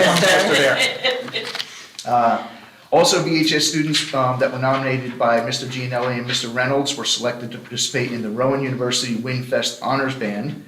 They will have the opportunity to rehearse with Rowan faculty and composer John Mackey, and I believe that's happening next week as well. Voorhees High School Unified Program, the Special Olympics, we talked about that. Mr. Peterson was the star there as far as costume, but it was really our students that made the impact. We had 50 members of our unified program running the 5K and or taking the polar plunge. Team did raise $13,321, which earned them first place statewide in fundraising and the highest team participation award for the third consecutive year. Top individual student fundraisers were Annie Tramatola, Sebastian Duckworth, and the top 5K finishers included Zeke Hanley, Dylan Vernick, and Sophia Painter, and Sophia was third among all the females that participated, so congratulations to all of them. And then we talked about the summit for the North Hunterdon Voorhees Leadership Summit. It's a great program that has been enacted, and it brings both students from both of our schools together. Some of the activities they did there, I know that came up, was a Minute to Win It taste test, a communication through conflict workshop, a simulated survival in the wilderness activity, and a scavenger hunt. And I was actually over in the building and saw a Voorhees student I recognized, and I said hi, and then I said, in context, I was like, why, and then realized they were there for a scavenger hunt. But as students came into Gold Gym, they were assigned a table to create random teams, so that everybody doesn't sort of sit all on their own teams. And so students get to meet a lot of other students from each school. And the opening and closing remarks were provided by our event facilitators, Mr. John Simpson at Voorhees and Mr. Chris Mislanka at North. And then the NHV Leadership Summit will be held again in April at Voorhees High School. So we do it twice a year, one at each high school. I did want to give some strategic planning updates. So the Strategic Planning Advisory Committee met on this past Tuesday, November 18th. Rich Brown briefed the entire committee on the Future Ready Steering Committee. We talked about, for the current school year, the focus is going to be to number one, do the foundational work to create the Future Ready framework, and number two, discuss what kind of professional development and technology tool integration we're going to provide for the eventual pilot that will be this spring. And then you talked about what he envisions to be the pilot this spring coming up. The pilot will be focused on integrating AI tools into at least one unit of study per course. Participation will be voluntary this year for teachers, but open to anyone. Teachers will determine how tools are used in their classroom, and then we'll take feedback from that pilot program to inform goals for the following school years. For the AI part, I did want to say that they're trying to define AI-powered instruction through the lens of maintaining instructional approaches such as print resources and tactile experiences. So we don't want this to turn into just using AI for everything or technology. We want to make sure we're maintaining those tactile experiences, and then how can we enhance that and use AI. And we talked about Gemini 3 just came out. That was exciting news. So those are always improving. We also talked about a wellness grant that we get. So I wanted this committee, I felt like one of our district goals is to increase climate and culture within our district. And each year, the School Health Insurance Fund, which we refer to as the SHIF, provides us with a wellness grant, and this year it was $12,000. So we talked to the committee about what they would like to see us use this money for. A lot of times we're providing things at professional development days when teachers have the time to attend these. Some things that we've done in the past and what we're going to try to continue is doing some biometric screenings for teachers, nutritional counseling, and actually massage therapies. The massage therapists are very popular. And then we talked about having a hybrid of opportunities and the possibility of incentivizing staff to have them take advantage of these things. We thought that would be important as well. And then we did talk about scheduling to make sure that we schedule these things when there's not mandatory PD going on for some staff, that then they don't get to participate in some of these items. So we're going to make sure we look at the schedule and make sure it's fair for everybody so everyone has an opportunity to participate. And then we had some just general discussions about workload and class sizes and communication and transparency and some of the things we're going to continue to try to do to improve those things. Staff felt like things have been improving, but we see further room for growth. So that is my update on strategic planning and district activities.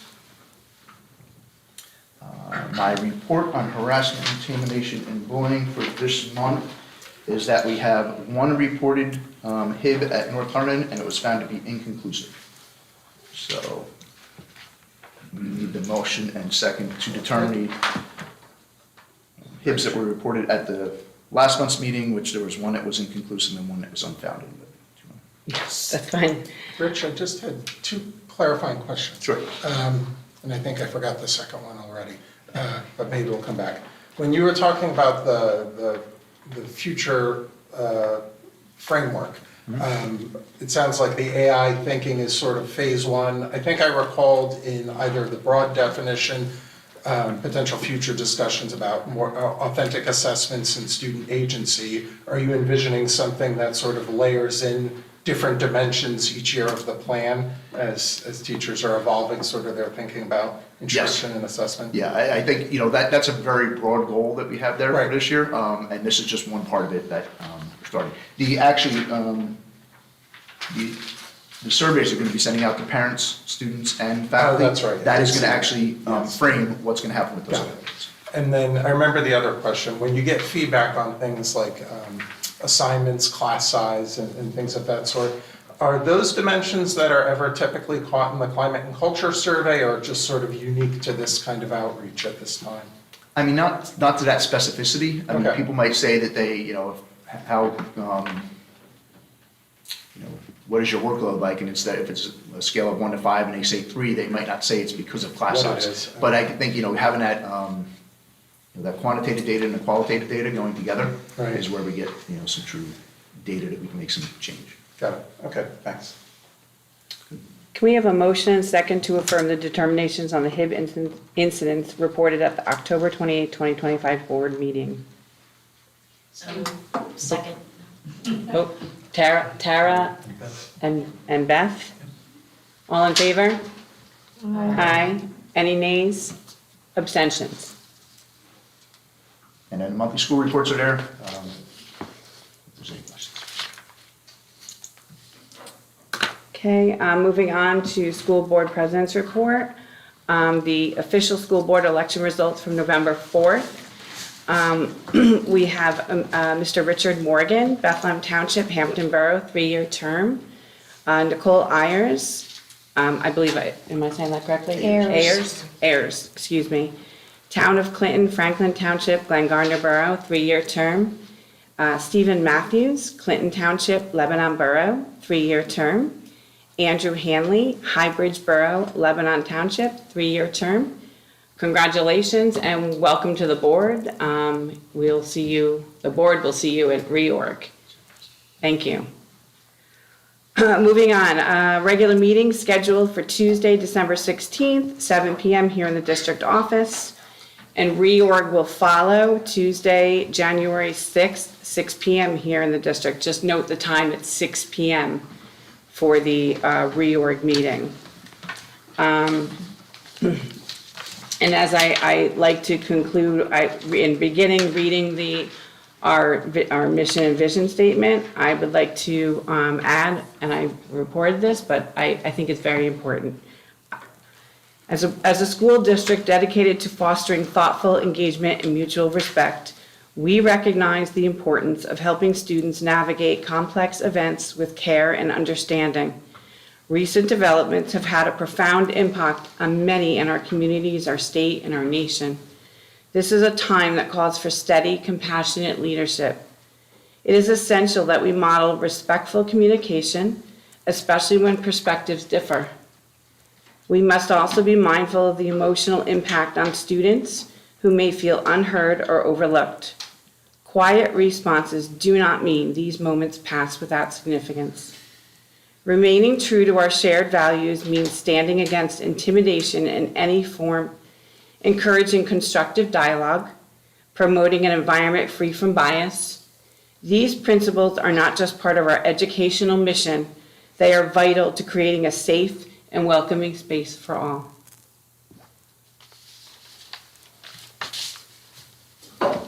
At this time, we have standing attorney report. I don't know if we have anything. We do not, other than a repeat of a thank you. Max Williamson, thank you very much. Happy Thanksgiving. Happy Thanksgiving. In the spirit of this time, just another thanks to the board for providing me with the privilege of being able to work with you.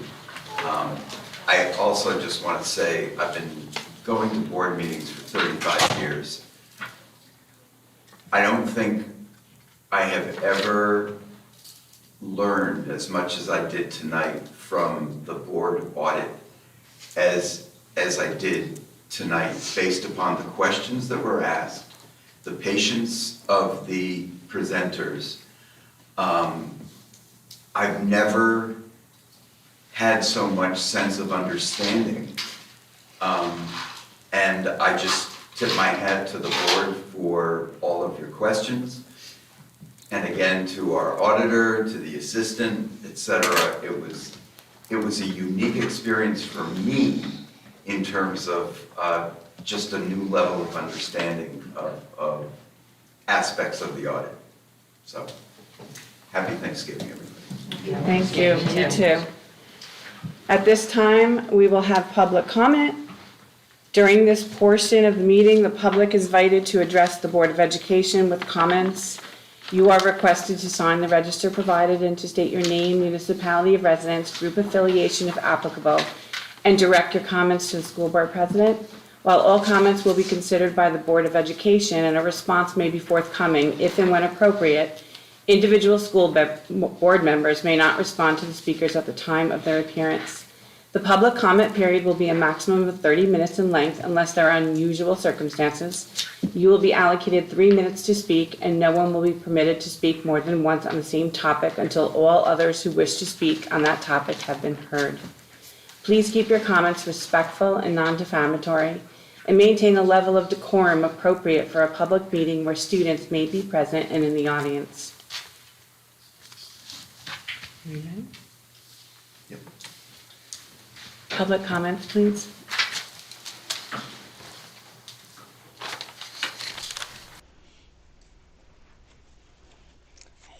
Jennifer Cusack of Highbridge.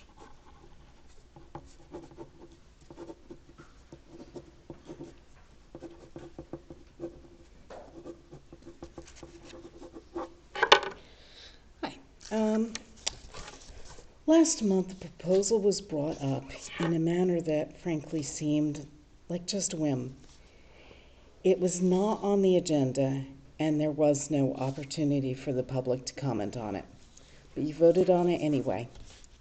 You simply decided, without consulting a single member of the public, student, or expert, to do away with parking fees for students.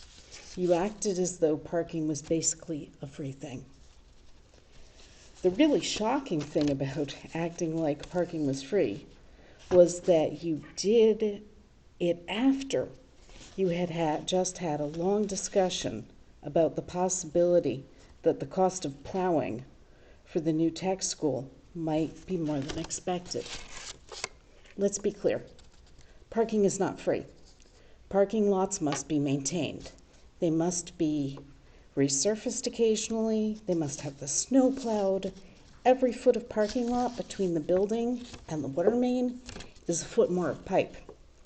A foot more of asphalt that will have to be replaced if the pipe or anything else down there needs to be repaired. Yes, I understand the building needs parking anyway, but it would not need it to be as large or maintained to the same level if it was not being used almost daily by certain students. The parking fee offsets some of the costs of parking lot maintenance. We all know that cost will now have to be made up by taking it from somewhere else in the budget. Spreading out the cost by taking things away from the student body.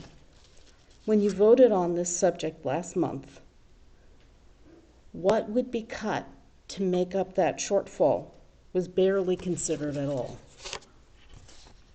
Now, of course, not every student takes advantage of everything in the school that has a cost associated with it, but parking is something that can only be used by students from families who can afford to provide them with a reliable car.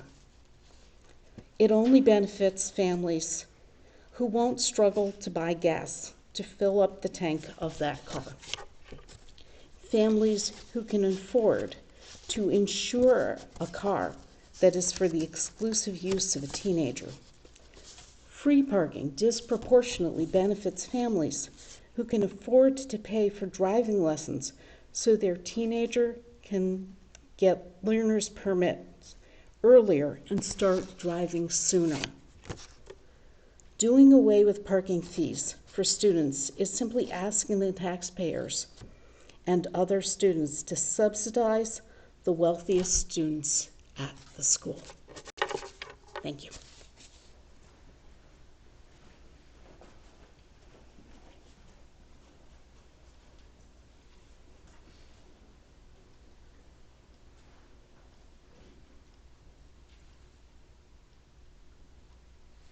Any other public comments?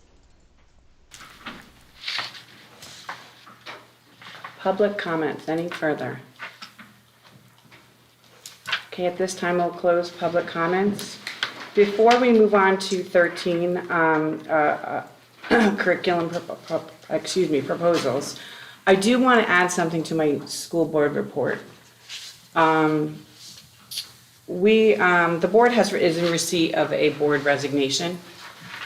I am in receipt of a resignation from Mrs. Angela Dini serving the Califon Borough and Tewksbury Township. I'd like to call for a motion and a second to accept the resignation of Board Member Angela Dini this evening. So moved. Second. Any comments? All in favor? You said effective immediately? Yes. When were you notified of the resignation? I was just, sent that response to, spoke to her over yesterday. Yes, and I forwarded it to Dr. Burshak's, and And yeah. you received it today?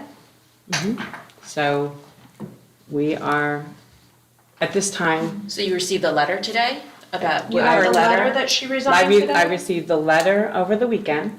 And you only just forwarded it to the school Jessica? board superintendent today? I did. I was not home, not here, and I did speak with the board member. But you didn't speak to And- the superintendent and advise them that a board member resigned on Sunday until today? Jessica? I just want clarification. I spoke with the board member. The Did you board speak member- with the superintendent? I forwarded the resignation today after speaking with the board member, and I accommodated her wishes. And that is all I can say. Any board member that chooses to resign does not need to explain why I did and not can ask for an resign. explanation.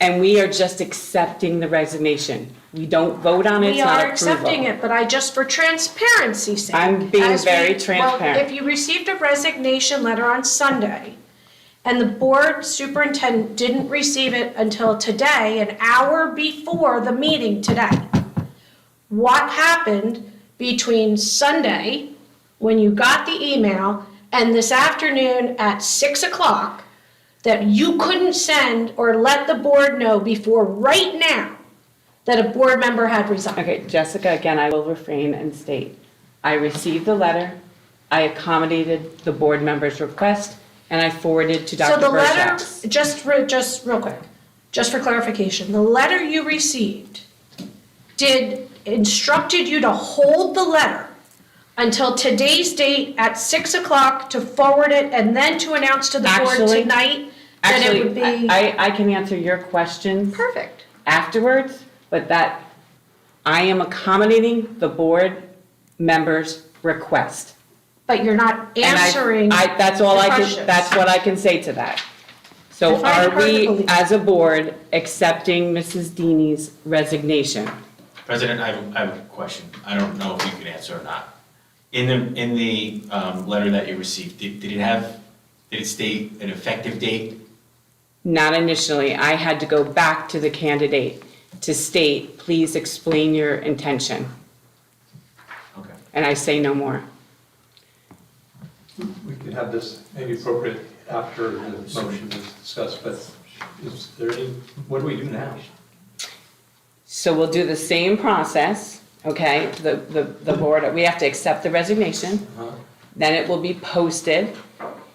And I believe it was, So it would be to fulfill her Yes. 3-year term, which is To- about 2 years, because it'll take Yes. a little while, so it'll be. yes, an unexpired term, but it's, I think it's, is it 30 days? We have so many days to fulfill that. Phil, could you? I'll let you know in just a second. But that would be the, The one thing that will happen is there will be a special, not a special election, but it will be on the ballot in November. Again, for the remainder of the term. So the person will fill the term from now until November. And then I believe they're on the ballot for the rest of that term. it's an unexpired It's term. kind of like enough in advance of that And process. it's all about timing. Like, there was certain timing, I think, when we had the last vacancy, that it fell It within couldn't be that on a time. ballot. That's There was right. no It couldn't be on a time, ballot. the ballot deadline's usually And that July term was- 25th or so. I believe that's. Okay, thank you. Yes, so moving forward, to your point, Brian, in January, this will be posted, the board office will post, and you'll have candidates, and you'll do it the same process, have an interview process for the board seat. President, the only thing I'd add to that is, I've been here for 10 months.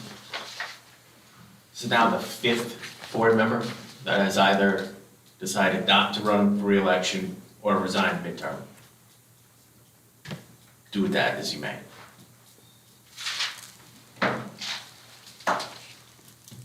Okay, thank you. Moving forward. You should vote though. Yeah, I don't. Oh, I'm think sorry, that's I'm sorry. Yes, we official should. vote. My apologies. You know, Can we do a roll call vote? Yes.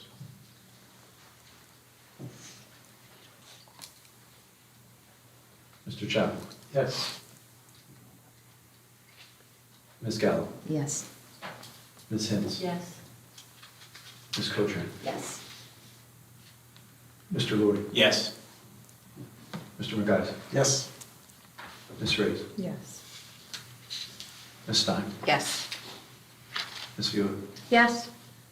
And Ms. Lee? Yes. Thank you, motion passes. Thank you. Can we have a motion and a second to adopt curriculum proposals, agenda items 13.1 through 13.2, curriculum proposal for introduction to artificial intelligence advanced, and curriculum proposal for Spanish heritage speakers advanced. Need a motion and a second? So moved. Oh, Brian, I'm sorry, wait a minute. No, it's, the motion's on the table. Normally the curriculum person reports out. It's No, this is, Right. It's next on the. it's next on the agenda. This is just the curriculum My proposals, fault. and then there'll be discussion. I'm sorry, Brian. So I seconded it. So if you look down to 14, you'll see the, okay. I'm sorry, who is the motion? Ms. Viola, and then seconded by I Mrs. seconded Cochran. it, yep. Okay, thank you. Any comments? Okay, no, go ahead, yeah. Okay. So these are new, I'm going to address these to Dr. Burdex. Okay. These are new classes. There's a new proposal. Well, proposals for new classes that would only happen if there's sufficient interest. Right? But they'd be in the list of potential classes. How do you decide? Is it just based on student interest that then you decide how to staff those projects? Or does this mean, is it working into something that you have a proposal for changes in the staff? So these are usually proposals come from the staff. They see the need with the student body for these. They propose them to the building principals and Stone, as the director of curriculum. They review them, talk about why it's important for our student body, what benefit it would have, whether or not we have faculty that could teach these courses. There's a lot of factors to go into it, and then they bring it to you for your approval, to approve it as a course to go in the course catalog, which is what this is. That will then go in the course catalog that will go out in the next couple weeks. That the students will be able to choose these courses. If enough students choose any of these courses, then we will say we have enough student interest to run them. Then we will actually have teachers develop the curriculum for them over the summer to be able to have it in the 26-27 school year. And, sorry, do we pay our teachers to develop new curriculum over the summer? We do, yes. So, but you would only do that once we know there's sufficient interest in the course? This is to really get them on the books as a potential course. Then if there's enough student interest, then we have the teachers develop the curriculum. The Spanish heritage, I believe we already know that there's enough students for that. The AI one will be depending on, that's a 2.5 credit semester course. So it will really come down to how many students have interest in it. How do you decide which level to propose these courses, the advanced level? Yeah, I mean, advanced level is our standard level, so it's, it's our average level. Something like artificial intelligence, I mean, if we had an advanced class that then we had enough students that we say they were advanced enough to go to an honors level, then the teachers might say, hey, in this course, I think we have, 40 kids that are taking this course over 2 sections. There's at least 20 that would be able to do an honors level, so I would propose an honors level course where it usually grows with that. We start here and then would add it moving forward. Thanks.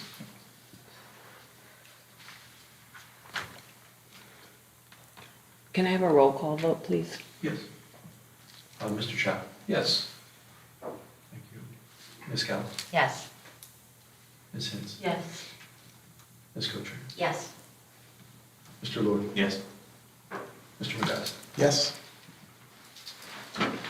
Ms. Reyes? Yes. Ms. Stein? Yes. Ms. Viota? Yes. And Ms. Linda? Yes. Thank you. Moving forward, Curriculum Instruction and Technology Committee report. Okay, so we met on November 19th. I believe everyone was present except Dr. Dini. We reviewed the monthly data. We did note sort of some early improvement in attendance at Voorhees with the new policy compared to last year. But yeah, administration continues to look at phenomenons like senior skip days and things like that. I believe there was something around Halloween that impacted attendance. But as we continue to get monthly data, sort of seeing over time what the impact of any of those policy or practice changes were. The second item was actually the discussion of the new courses. So there was the AI course. It is a tech ed elective credit, sort of emphasizing hands-on learning about the effective and ethical AI use with a project-based focus and a potential for even students to help staff learn about and experiment in the classroom, AI use in the classroom, which might dovetail very nicely with the other goal about teachers trying to implement units or projects that are impacted or affected by AI. We might have some lead learners doing that kind of work. This is demonstrably different than a computer science course that would be about coding and its use of AI, but rather, the lay learner who can utilize and learn to do things with AI. And to begin with, really largely using the embedded tools that we have, Google Gemini, LM Notebook, and things of that sort. The Heritage class for Spanish speakers is a class designed for native speakers who might still be developing their academic skills as a bridge to some of the more advanced honors classes that require some of the analysis skills that would be typical in like an English class or things of that sort, while they're still acquiring the language. So in other words, they have language ability. They may not have the close reading and writing skills where we're looking for the advanced Spanish speakers to be. And as a result, it can also help our Spanish-speaking students earn the seal of biliteracy. And as Dr. Berjak said, it's something where they'll continue to monitor the enrollment and student support needs, particularly in something like the Heritage class. We reviewed the out-of-district placements, those payments and reimbursements, and ultimately the committee recommended approval of those items and certainly encourages the sharing of best practice as those programs go forward. There was some talk about other schools that run similar programs or might be exploring similar programs as well. The second item was a review of the technology education program, which is a very hands-on program that serves students with vocational or engineering interests. Those courses generally fall under a practical arts credit. So there's everything from computer graphics, web page design, robotics, architecture, drafting and design, engineering and CAD usage, mechanical and electrical engineering, all of which have potential capstone, very unique capstone project potential out of those. The program often feeds into various competitions and events. We're fortunate to have the staff that we have because it's become increasingly difficult to find educators certified in tech ed programs since many of those folks opt for work in the professional field as opposed to the educational field. So it was a good overview of some of the things that we have there. And then the last discussion was a little bit about the committee of a whole. A little bit of discussion, brief discussion and sharing of the resources with the intention of, I believe, next month where we would be practicing some of that. And that is it in a nutshell. Any questions? Any comments? Brian, did you have anything else from the proposals? No, it even sounds even better. I hope. Do you want to vote again? Well, we do have to vote again. Yes. Well, that's true. Can we have a motion and second to approve agenda items 14.1 through 14.2, home instruction, and out-of-district placements allocation of IDAB tuition fundings. So moved. Second. Beth Cotran and Tara Hintz. Thank you. All in favor? Aye. Any nays? Any abstentions? You're welcome. Moving on to Policy and School Security Committee report. Sure. So the Policy and School Security Committee met on November 17th. All were in attendance. We had a couple of items. Agenda item 1 was the attendance policy data. We reviewed the data for October, and while North's absence numbers were actually higher this year than last year, it was related to senior skip day, which was not made aware to the administration. That happened on October 31st. In order to better track this data from month to month, it was decided to add a year-to-date data point and to also add the amount of possible days in any given month so that the data presenting can be taken in context with how many days actually they attended and what the absences were. Because every month the days they attend can change. Conclusions was just to continue to review the attendance data. One of the other items was the policy that we discussed. Okay, wait a minute. Okay, yeah, sorry about that. Agenda item 2, we discussed in modified language in policies to be accurate, and the policy that we are, I think it's on for first reading, correct? Yeah, is policy 1111. Couldn't find the red line data thing, but I did print out. It was just changing some of the language for the annual reports, right? It said that the board would print an annual report for Yeah. distribution, and so we just took that out. Yeah, the anecdote, we don't use that. Yes. So that's on for first reading. And then agenda item 3 was a little bit more discussion on committee as a whole. We discussed the needs to revise the policy based on the move to committee as a whole. We reviewed policies from other districts that we confirmed operate as a committee of the whole and could not find any language in their policies and structured the meeting in any way. Many of the policies still had language to allow individual policies, but add the line, like our current policy, that would allow the board to operate as a committee as a whole as well. So the policy addresses both, that we can go either way. As a result, it was decided to keep our current policy language, but start to develop a regulation that could further define how the meetings would be structured. We also discussed the need for an additional meeting in December, but decided to keep the meeting on December 16th as the pilot of a committee as a whole, with the potential for action that night as well, possibly. So committee meetings for December will be canceled, and we will discuss agenda items on December 16th, and if appropriate, take action on that same night. So the conclusion was to keep our existing policy and start to develop a regulation to address the flow of the meeting.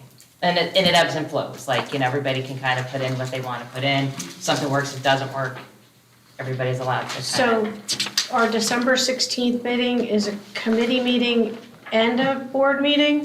It's basically a committee meeting to discuss, but if there's action that needs to be taken, we will be able to take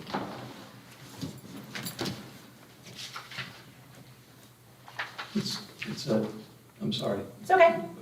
It's a practice, kind of, because It's a dry run. we have a meeting on the agenda, a publicly announced meeting where we were going to take action on that day. So, It's kind of a hybrid, it'll be a hybrid. yeah, so, which we don't intend to be the To model be of the using that future. model, yes. But bring your thermos of coffee. No. December. But this is a good thing. I mean, I know it's not going to be a big agenda possibly, but I'm saying this way we can take notes of what worked, what didn't work, what we, suggestions. Again, it's in 3 weeks from now, so there's, the amount of action that we're going to have is going to be limited. I think if anything, that'll be a great opportunity for us to say goodbye to the board members.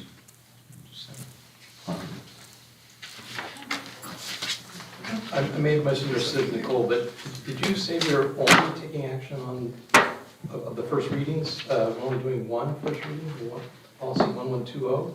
No, I think it was the 1111. That was the annual reports that Dr. Burgess. There's 3 policies under first reading of policy, not one.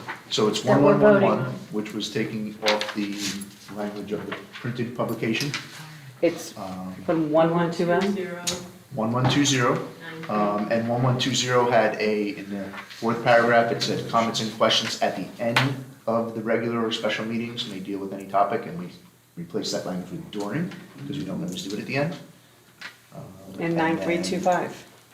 Yeah, 9125. 93. Why I didn't have that up here. 9325, I'm sorry. And that was the quorum of the board, which had 6.16. We asked our attorney about that, and they said you can't have a point something of a body, so our quorum is 7 for our board. And I think we've established with the board docs that all members, so this is a comment in relation to the lack of seeing the red line, which I was hoping to see as well. Yeah. But I think all the board has access to the draft folder, the public does not, but the board has access to the draft folder in red board docs. I think it was getting used to doing that Yeah. for people, right? And you were looking for that red line and you saw that. And that's why I thought these were 3 good policies to start with, because they're very minimal changes, and I could explain them easily right now. Right. But in the future, yes, you can all log into board docs, see the red line version in the draft folder, but then the public would see what the language is that you're approving. So, Yeah, when it gets a little hairier, that's going to be helpful. yeah. Do we anticipate there would be an instance of that in December? No. Okay. No, because we're not going to have committee meetings Right, well, before yeah. to discuss it. Yeah. Right, I just didn't know if but it would something be a could be brought. situation, where you would want to be reading that in advance of the work session. If there is, I'll make sure everyone gets Okay. notified, but I don't anticipate anything. So in December, we voting on the second reading of the policy in effect, Yes, assuming so actually, we'll between now and pass. then, actually, that's a great opportunity if you wanted to log into board docs, and if you can't get in, let us know, and we can give you assistance. But then you'll be able to see that draft folder and sort of see how they structure it there. Right. It takes a little getting used to, but. As it is in the PDF we received, that's the language that there shouldn't be any changes now from what I'm hearing, except. Correct. Okay. Yeah, that will be presented as the exact same language. Right. that's on there. So there's no need to put anything back into first reading, is what I'm hearing, right? Not Because unless we there need was more any- time to review. If there was any input from the board to Right. say, I don't like the word you used, so I want to change this, then we would have, then we Right. could change that. To put it back into first. Yeah, I'm just saying, I'm just kind of trying to get by him. I don't hear that we need to do that in this case, first reading. It sounded good, the language, and so that we should expect to approve it at the next board meeting, right? Right. Okay. Yes. And these are the only 3 policies. If there's any new policies, they would be first readings. Right, and to Dr. Berjak's point, we started when we were putting this together, and FFT had recommendation, it was a great recommendation, put a spreadsheet together to go over, start with specific policies, and these were very simple, so it will be policy 1111, policy 1120, and policy 9325, which would be a second reading in December. Thank you. Just a quick follow-up question was asked about the time period for the filling of the vacancy. This is Title 18A. These are all the laws governing everything that goes on in public education and private education, for that matter, in the state of New Jersey. Under 18A:13-11, which is under regional school districts, vacancies in the membership of the board shall be filled from the constituent districts represented by the former incumbents in the same manner as vacancies in the membership of boards of education of Type 2 school, districts having elected boards of education are filled. So that takes us to the Type 2 districts, members of boards of education, and that was 18A:13-11. Under 18A:12-15, which is the statute governing vacancies on elected boards of education in Type 2 districts, unlike this one, which we're supposed to by law do the same thing. Filling vacancies are ordinarily, in this type of situation, to be done by the Board of Education. And it is to be done by a majority vote of the remaining members of the Board of Education after the vacancy occurs. However, the county superintendent shall fill the vacancy if the vacancy is not filled within 65 days following its occurrence. So if the board is unable to appoint someone to the vacancy after 65 days, then the county superintendent of schools is by law authorized to do so. Thank you. Thank you. So there's no time frame on how long we have to advertise it before we cut off accepting resumes, correct? Or there's no minimum, it could be 2 days or 15 days of? I think our standard practice has been 30. Okay, so we have a policy or a regulation that says 30? Okay. Yeah, I don't know if we have a policy regulation, it's just what we did. We can verify Yeah, that I'm for just you saying- and forward that to the board. Right, I just want to make sure that we're following the rules, so. Yep.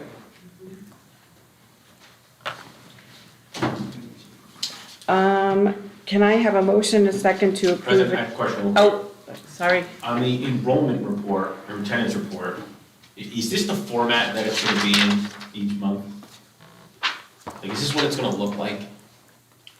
I don't know if it's a question. Oh, you mean the one that, where there's tabs? Yeah, Is that what you mean? No, The PDF. the PDF. With the daily attendance and the Yeah, graphs and but stuff. there was going to be changes to it.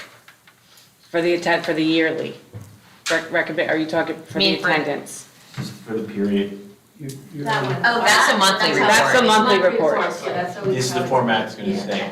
Yes. That's a monthly report, but the That's a attendance monthly report report, is yes. more of a Google sheet of the, Yes. comparing the number of absences compared to the following year and following month. Right, okay. And then with a total, they're gonna add a total like year-to-date Right, total. right, okay.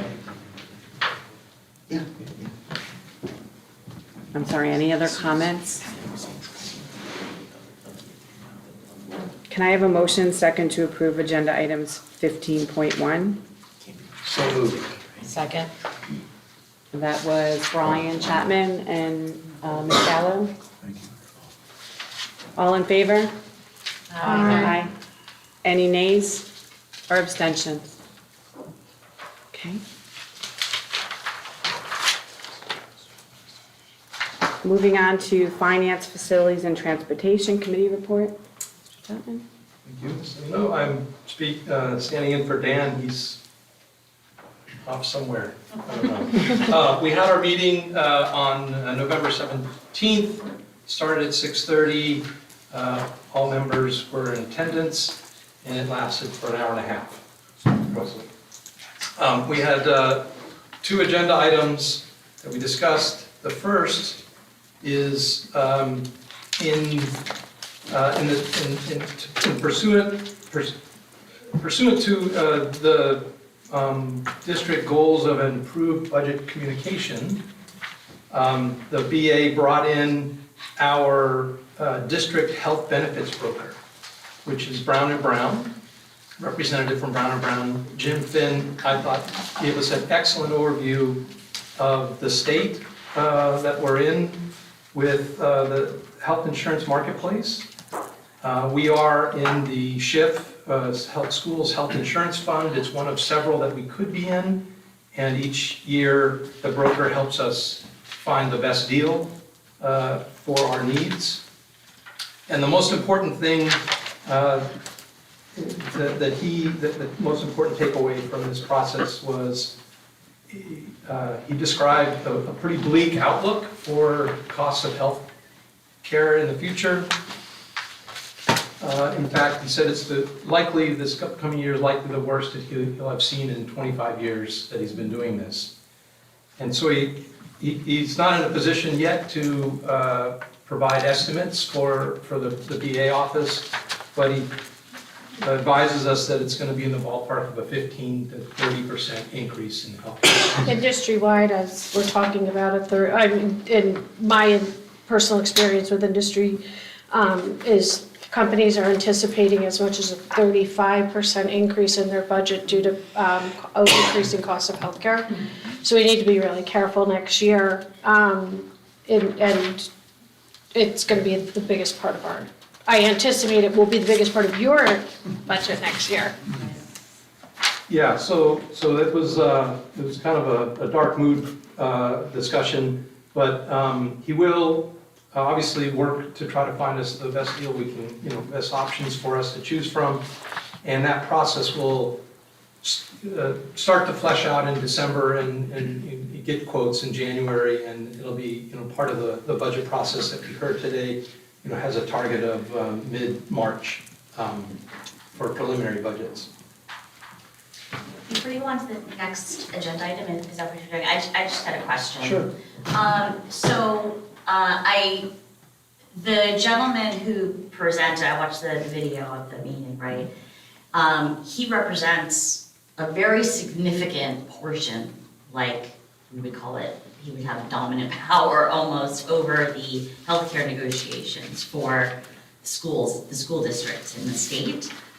Would there be any benefit to us potentially moving to another firm that would have more incentive to find us better deals? Or is it, are we getting better deals because he's got so many So my school districts? the idea of the broker is they're really, we hire them for a fee. Yeah. And their job is to get us the best deals out there. The broker will present to us with multiple options and typically give us a recommendation based on, and a lot of that it has to do with utilization of benefits. I've learned a lot about insurance over the course of these years that, insurance companies don't lose money. If you use more than you paid into it, they just raise your rates. And that's what's happening, I think, across the board, including with our insurance. Right, I mean, and I don't know, we're not allowed to, are we allowed to discuss the collective bargaining agreement? Or no? Well, nothing that would implicate negotiations in the process of negotiations. Because that's public. So I did notice, I was reading some of the portions of the agreement. We pay 100% of the premiums for the student, for the No, teachers? so a lot of that language in that negotiated bargaining agreement is outdated, and the language has not been removed. But people are in two programs, Chapter 78. Yeah, I saw, yeah. Or Chapter 44. That's what everybody in our district is in, one of those two. Okay, And that's prescribed by law since, I believe, 2007. so the law will supersede what the contract says? Correct. Okay, I Correct. just want to make sure. There's Okay. And there's been a long progression of school district employees being required to contribute Okay. towards health benefits. Okay, I just want, because for us to be responsible for the entire nut we just can't afford that at all, going into. That's based what on it the was peak. before Chapter 78. Yeah, When yeah. Chapter 78 was enacted, Okay. we were forced to adopt that. Yep. And then after, I don't know how many years, they started Chapter 44, which is what was other plans. Okay. So it may just be worthwhile as we start to, when you look at the, I don't want to be here, but the next agreement, we may want to try to clean that up a little bit, if possible, the agreements. So there's- That's pure housekeeping. Yeah, I know, that's what I'm saying, just But- some housekeeping on Yeah. it. Because I also noticed, like, other than the cover page, the dates are all from the prior 4 years. So there's just, again, the lawyer in me is saying that the housekeeping on the contract needs to be better. Sorry. So that people don't think like what I thought, which was that we were paying 100%.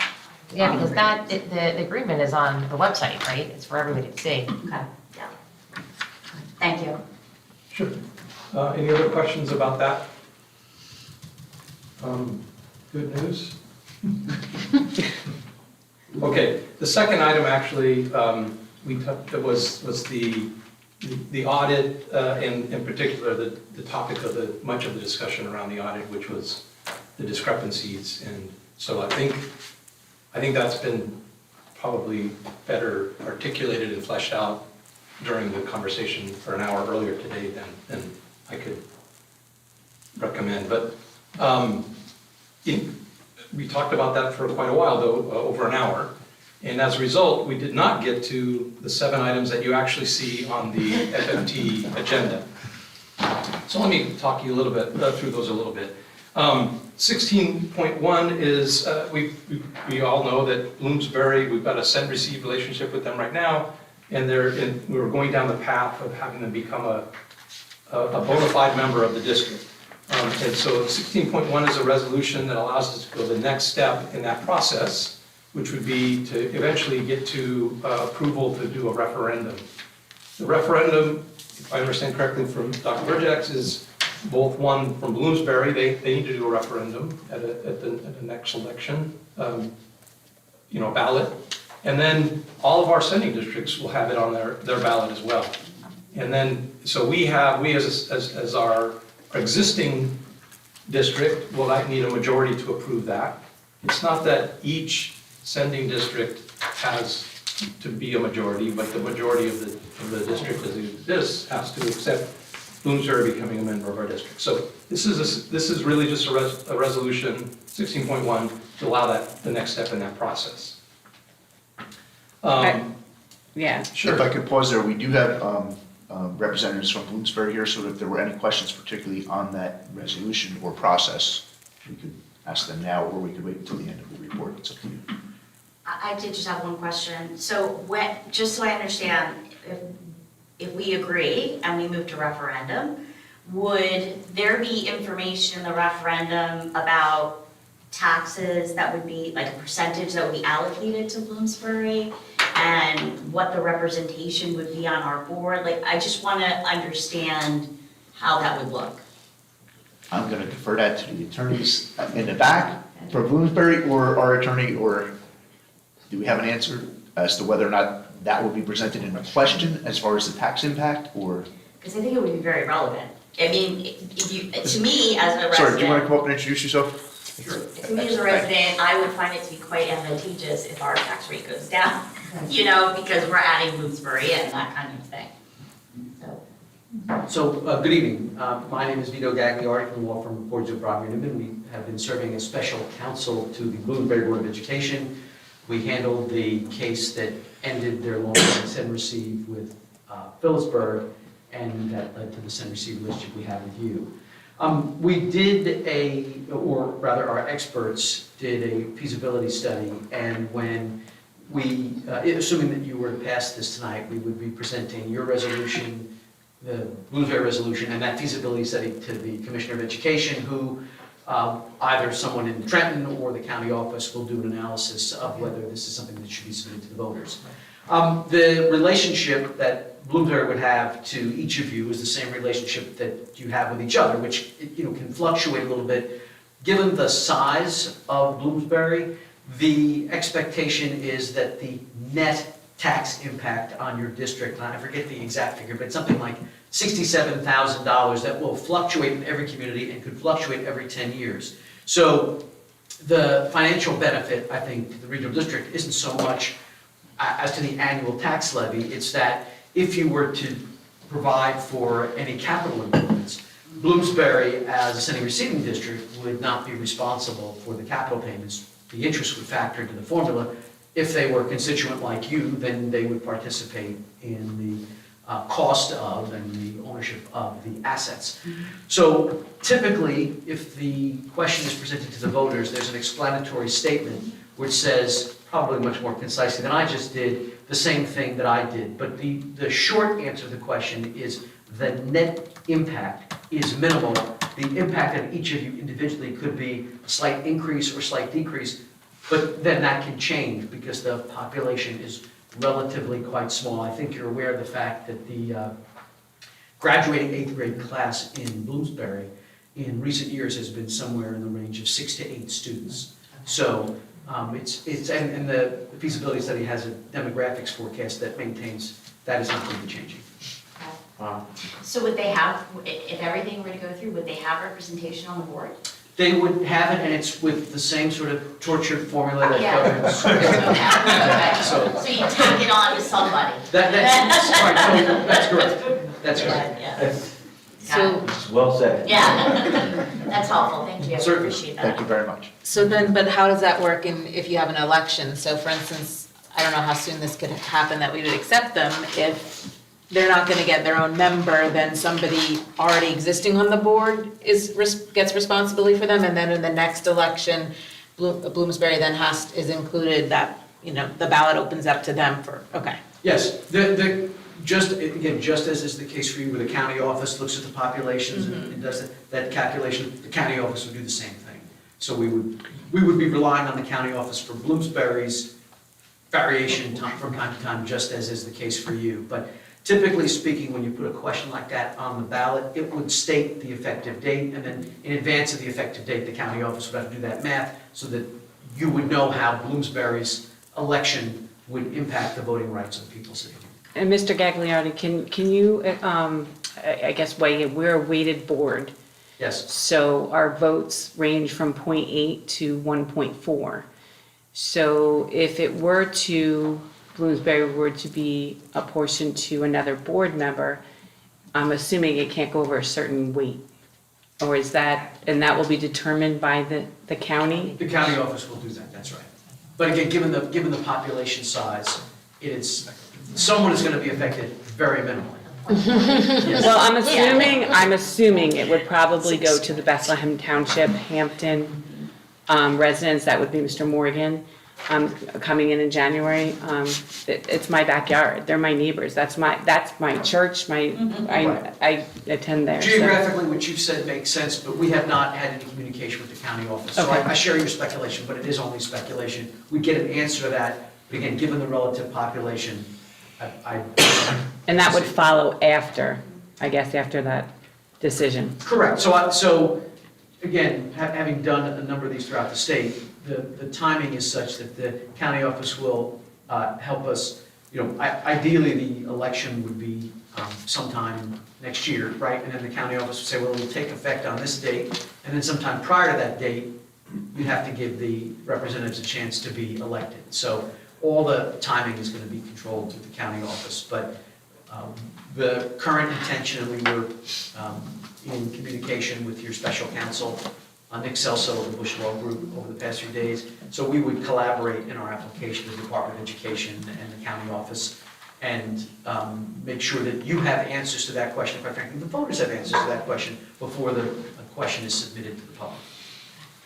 So would that be a special election, or would that take place if the timeline were to hold the upcoming November of next year? So we have not had that discussion with the county office. It could be either of those things. So, you want to do it at a time when you're going to you want to make sure you give yourself a chance to inform the public. Right. So we've not had any discussion about what we would ask the Department of Education in terms of timing.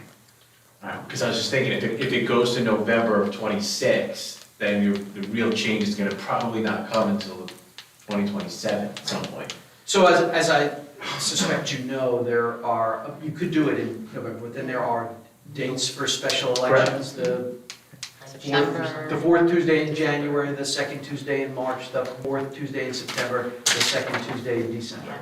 So, is March too soon? September, why do we have to wait till September? We just haven't had those discussions. Right, makes sense. And do all the elections have to happen at the same time, or can one go first, for instance, Bloomsbury go first? Again, having done a number of these across multiple districts, I've never known one that wouldn't occur on the same date. Okay. Okay. Thank you. Thank you, Mr. Gagliardi. Thank you. Okay, moving on. 16.2 is accepting 2 donations, both at North Hunterdon High School, board games in the media center from the 1966 alumni group, or at least one person, and wrestling wall graphics donated by the Wrestling Club.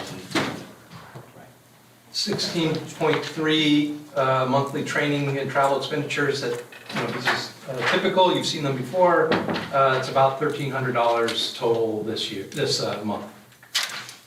16.4 is disposal of some old gymnastics equipment in poor condition. And by disposal, I mean, I think the BA office will try to sell it, but, probably find a home somewhere else. 16.5 is the monthly bills list for November. We see this item every month as well. And 16.6 is certification of the financial reports that catch us up for July, August, and September, as provided in 16.7, those financial reports for July, August, and September. Again, we heard reference to those reports during the audit discussion, but that catches us back up to where we normally would be at this time, which is those, if you look back at previous years, those end up coming like, it's normal for September to be discussed in November.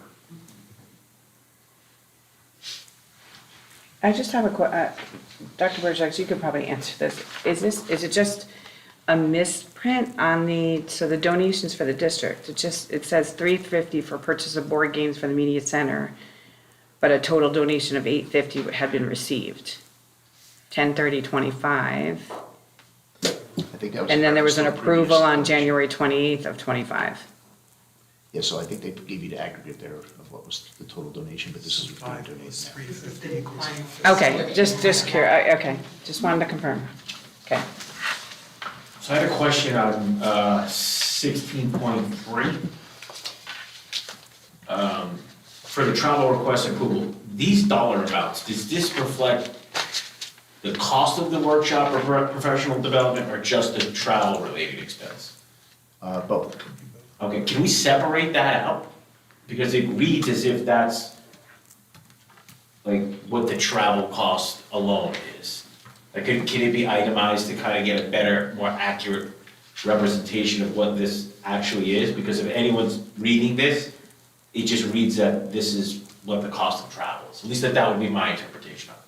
The title on the page says Travel Request Approval Worksheet. Correct. And again, the accountability regulations that require this, the conference registration fee is considered a travel request. And so that's why it's lumped, but yeah, I could separate it. See what the registration fee would be versus mileage versus overnight accommodations. Or even on a column in that just says travel expense, or travel expense and conference fee, or, just so that there was a column that identified, I think, what it was. It's helpful. Because the way I first read this, this reads as if these amounts are that's what was being reimbursed back to the staff. But that's not actually the case, correct? Well, in some cases it is, because. Because the staff may have paid for the registration fee and then be. Is that normal to have that happen? No, not typically. We try to, whenever we can, have a purchase order for that request, so it goes directly to the vendor that's providing the training. Yep. But there are some vendors that don't accept purchase orders, and that makes it difficult. And they have to pay that amount. One staff that we have in the room is nodding his head. But there's no issue with adding like another column like Beth mentioned. Travel regs are very regulated, and so I'll look into what we can and can't do. But the state tells us what we have to do here, and this is being presented to you in that way. So.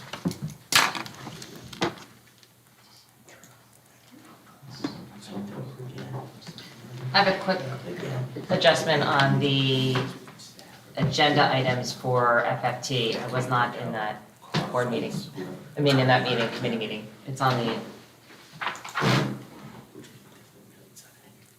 Oh. What do you? Nope, take that back. I had the policy one open. Because we're in this.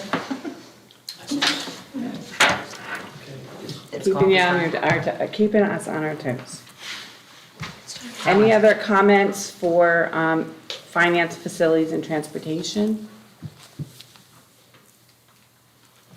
Can I have a motion and a second to approve items 16.1 through 16.7? So moved. Oh, second. Tara and Jessica. And all in favor? Aye. Any nays or abstentions? I'm going to abstain from 16.5, 16.6, and 16.7. Me too. Nicole? Yes. Same 16.5, 16.6, and 16.7? Yes. And I am abstaining from 16.6 and 16.7. Okay. So moved. I'm abstaining from 16.5 and 16.6 and 16.7. Thank you, Ms. Graves. Thank you. Okay, thank you. Okay, moving on, community relations and student affairs. Tara? We met on November 20th, virtually at 6. The committee was present, except for Jessica Vioto and Kim Silmino. We discussed the concept of real-time athletic team evaluations. historically now, we do it pretty much at the end of the season. So it came up that we would look into the possibility of developing kind of pulse reports to understand the teamwork, what's going right. Instead of, you all know, we see at the end of the season, we get the complaints. So we want to make sure that there's anything going on that we're fully aware. So we want to implement it with the athletic handbook, having the coaches, they currently sign off on the handbook at the beginning of the year, but Dr. Burgess proposed having the survey run throughout the entire season with the possibility of having athletes sign off on the handbook as well. Brendan had supported the idea of surveying athletes and noting that mid-season team meetings could help, but it might be difficult for students to be open and honest in that open team meeting, so that's where we wanted to look at providing surveys, so there would be anonymity, so if there's something going on, they could put it out there without it feeling like they're being signaled out or calling attention to it. So we'd like to bring it up and flush this out further and get approval from the board to implement this type of procedure going forward. So it'll be a process of developing the right model, coming up with the right tools, you know, the different forms. There's SurveyMonkey, there's other things. So we don't know exactly how we want to be able to present this, but we're hoping that we can do this for all sports. But we also want to do a kind of a checkup, a health checkup on our extracurricular activities as well. So we want to get the students' inputs. We want to know through the season what they're working on, if they're having good experiences, not so good experiences, so we can address them in a real-time manner, as opposed to waiting until the end of whatever the event is, or, you know, either the school year or the sports season. So that was, you know, what we had discussed. Our conclusion was that we agreed that an ongoing pulse survey grounded in the athletic handbook could strengthen communications. It could monitor students' experiences in real time and potentially be expanded to beyond sports into clubs. So our action items would be, we would need to create and implement a season-long athletic pulse survey with 5 handbook-based questions, having the athletes and coaches sign off on it, and then holding those mid-season as opposed to just the end of the season for the sports. So we're hoping that this would be something that can be developed between the athletic directors, Dr. Burgess, and then the coaches. So we don't have an action item to vote on tonight, but that's what we're proposing that we look into as a district. And then we'll, once it gets put in place, we vote on that we want to do this going forward. And we kind of thought about the same thing with the pulse, tying it into our strategic planning and the dashboard that we could keep. This would be maybe one of the KPIs, metrics that we can monitor. So we know, the culture is, in a positive way. I learned something new, which was that term pulse survey. Pulse survey, exactly, right? So, so that was, we don't have an action item to vote on that tonight, but that was brought up. Can I ask a question? I have a question.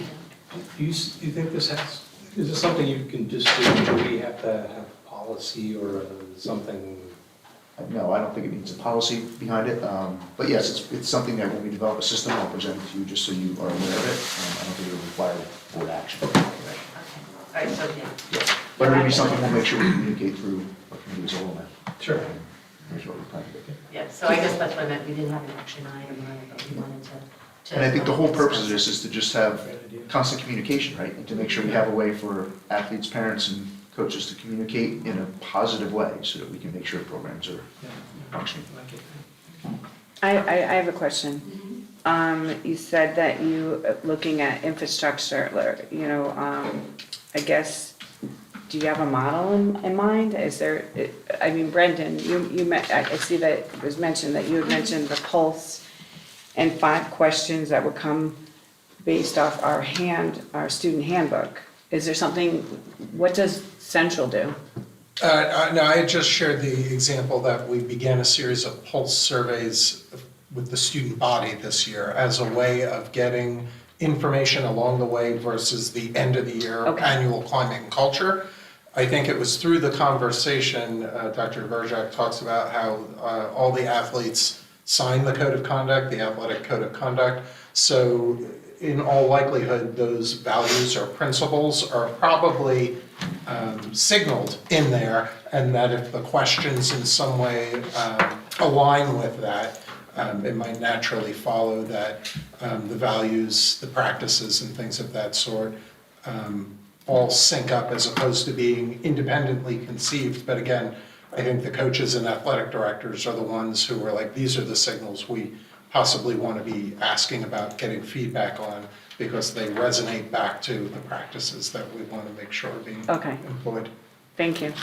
I have a question about the pulse survey. Is the pulse survey anonymous? They can be. Yeah, it can be either way. Can the student have a choice if they want to go anonymous or select their name? Is there a possibility to do that? I guess it depends on the platform that we decide to use. I don't know what we'd use. I would Again, this suggest is that, make preliminary that an discussion option. about trying to find something that we can implement. I want to talk to the ADs and coaches to find out what would be helpful to them and what would give us good data.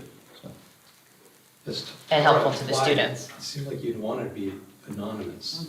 Say again? Otherwise. You want to be anonymous. You'd want it to be Yes. anonymous, otherwise, if you have a negative feedback, hey, coach, I think you're doing crummy. Yeah. Oh, and why did you set me on the bench? I also don't think you'll get the right amount of feedback if it's not anonymous, because there's always that silent fear of retaliation or retribution that might happen from it, if you do give negative or constructive feedback in a survey. And even where there is instances where there is anonymity, the use of Likert scales usually can sort of indicate, oh, things are trending this way or trending that way as well. It can often then be in an open question. Yeah, it should have been helpful this year Like, with a lot the more detail. incidences that came to the board table. I think it's a positive. I think it's a great idea. The other agenda item we discussed, or action items that we're going to be voting on tonight, was the two student club proposals, the Jewish Cultural Club and the Muslim Student Association. In our discussion, Dr. Burgess discussed the change of the name of the Muslim Student Association to the Muslim Student Club. He also spoke about both the Jewish Cultural Club and the Muslim Student Club briefly. Dan Spanton asked if the approval requests for the clubs were submitted at the same time, and Dr. Burgess confirmed that they had been. I had brought up the understanding that I know that Voorhees has the Hebrew, so I just wanted to, but this is club at North. So Voorhees has the Hebrew club, language club, cultural club up at Voorhees already in place. So the proposal that we're working on now is the clubs, it came in with that name on it, but it's proposed that it's going to be added as a club as opposed to association. So we'll be taking a vote on that tonight. Everything was followed. Our policy for student activities and clubs is all of the information was submitted as any other club. So everything was done in accordance with what we do when we consider clubs. It's all student driven. All student driven, and they put their outlines, as you've read there, when they proposed to me what they proposed that the activities they're going to be doing. So as a committee, we have this on the agenda, and we would be welcoming to vote as we would vote any of our other student-driven club recommendations.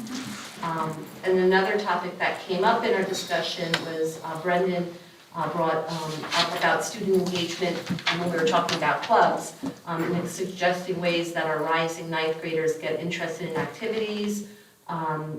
We've been doing with the middle schools, but Dr. Burgess had talked about the various ways that we could get the students involved before they even get to the high school, engaged and interested in joining the club. So, and I know that had come up in discussion a couple of years ago, where we had to focus because a lot of kids felt like they didn't have enough information on clubs and joining up and coming into the school season with everything new. So we're reiterating our focus for community relations and student activities to help engage our rising ninth graders before they even get into high school to participate, and as we've heard tonight, we have a lot of students that participate in a lot of clubs, and it's a wonderful opportunity for them, so that was part of our discussion. So Tara, I just wanted to ask, do we still, I know in the 8th grades, do we still send our guidance department down to the schools to speak to, when they're, I guess, courses and then sports and activities? They come to us. They come, Students come to The us. freshmen come. okay. Is there any way, I'm just thinking out loud, the students are the ones that know about these activities, these clubs. Is there ways to? We do that at an activity fair, which, They do outreach. Outreach, yeah. they do the outreach also. Thanks, Mike. The ship students and the, The SHIP students and the student and the advisors. peer leaders, or They go to the sending districts. the. And do they just talk about academics, or they really give a feel of sports and everything, soup to nuts?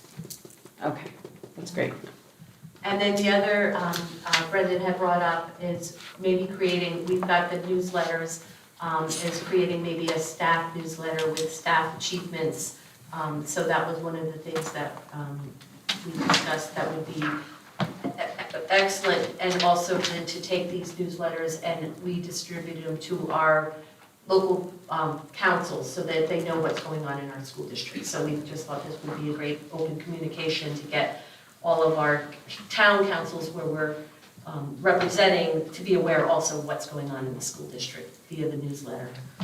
Tara, can I ask, are we still doing, and I don't know if this falls under you or not, are we still doing the president, vice president, sending district joint meetings? You know, we used to have them quarterly or semi-annually where we got the school board presidents and vice presidents together with the sending districts. We don't do that anymore? We did not do that this year. We did not get to that this year, and that's something that your board coming in reorg, it should be. Yeah, that, You can because we put it were on the able to reorg. share, if that had been continued throughout the year, there probably might not be a need for the newsletter. Right. Because with that, when we meet with the board president and vice presidents, and it's a collective roundtable, where that's when we really got to sharing ideas. It's a shame it didn't continue this year, but it was a good practice, and I think it would really encourage that communication again. It might be something to look forward to in the new upcoming year when there's a new presidency. Yeah, and the other thing I would like to add is like the newsletter is helpful because it also gets the town councils involved, whereas the meeting just with the vice president and presidents would just only be with the school's Senate jurisdiction, not the town councils, so that's actually very helpful for the newsletter. I think that's a better idea. So I don't know if this happens in all the other Senate districts, but in Union Township, the local schools are already doing this. So you may be able to give whatever information wants to be filtered out to the local communities, to the local schools, and they could just include it in their own newsletter that they're already sending it out to the parent. Just a suggestion. Yeah, no, that's a great suggestion. So that's our agenda, and then we do have the action items to vote on. One of them is the overnight field trips, which is on 17.1, which is, we have to just approve, but this is a normal process. So these are the ones that are coming up. And then we have 17.2 and 17.3, the two club proposals, and then 17.4 were our student activity contracts that we need to vote on. And that was, the upcoming one is the North Hunterdon, the semi-formal, so we just need to approve that so they can move forward with their event in March. Okay. Okay? Does anybody have any other comments? Okay, I need a motion second to approve agenda items 17.1 through 17.4. So moved. Second? Brian Chapman and Beth Cochran. Thank you. All in favor? Aye. Any nays or abstentions?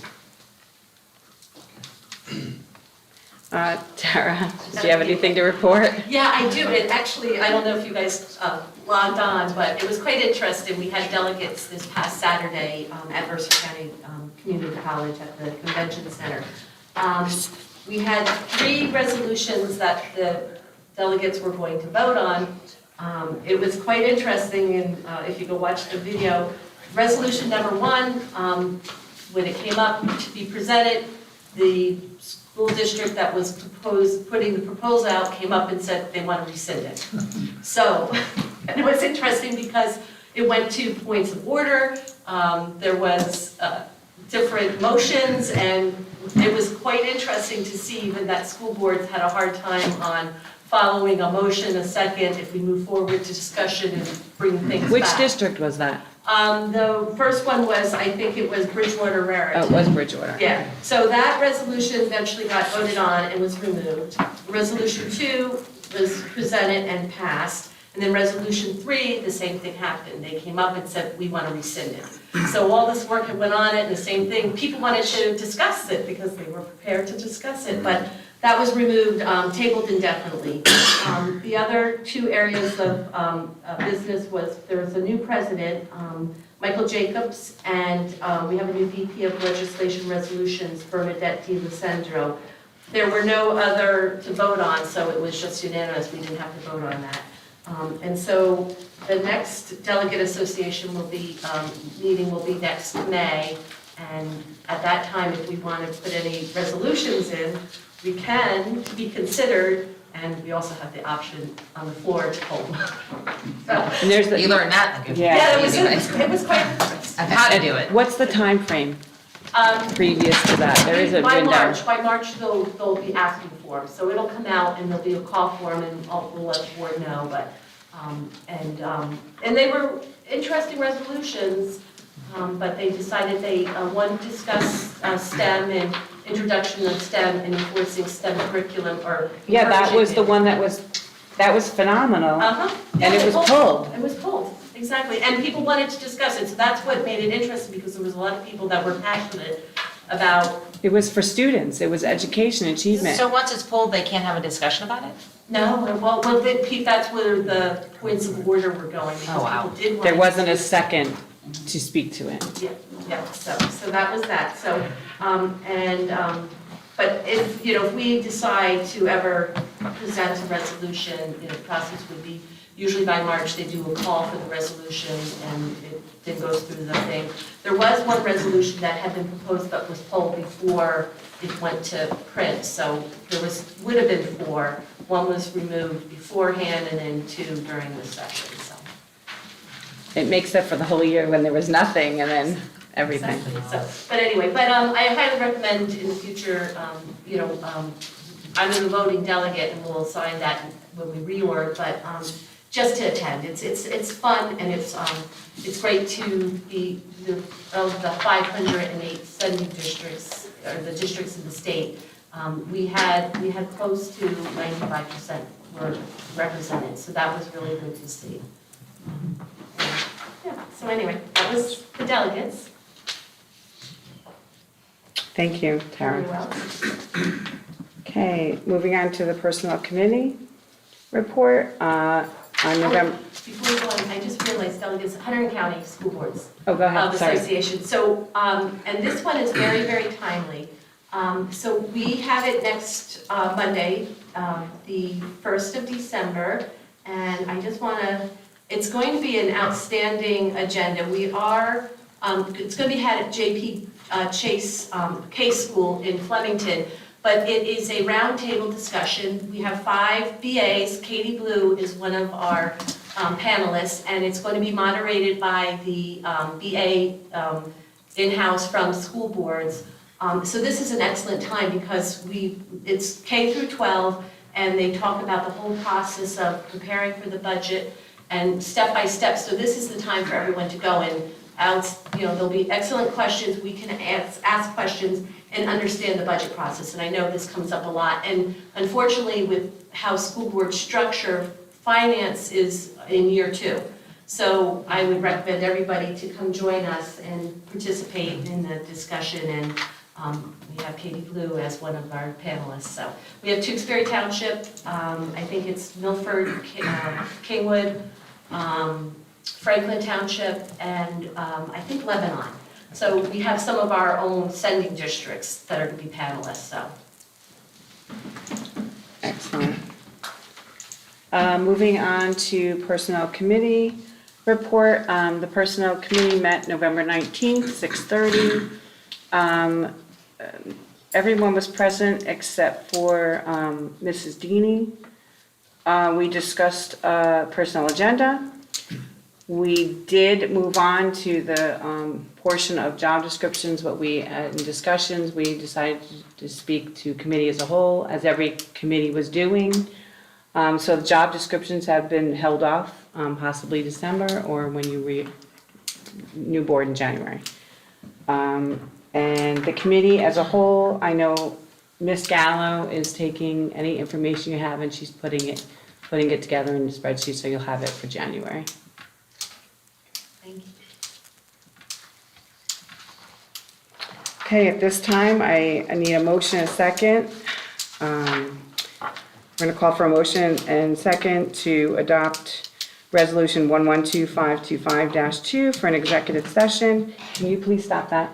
Oh, doing what? The pen. Oh, so I didn't even hear it. I didn't even know. Sorry, let me restate that, please. Call for a motion second to adopt Resolution 112525-2 for an executive session to discuss matters reflected in the attached resolution. The board expects to be in exec session for approximately 1 hour, and upon return to public session, action will be taken. So moved. I need my motion and second. So moved. Second. 1 and 2. What are Beth and, okay. All in favor? Aye. Any nays or abstentions?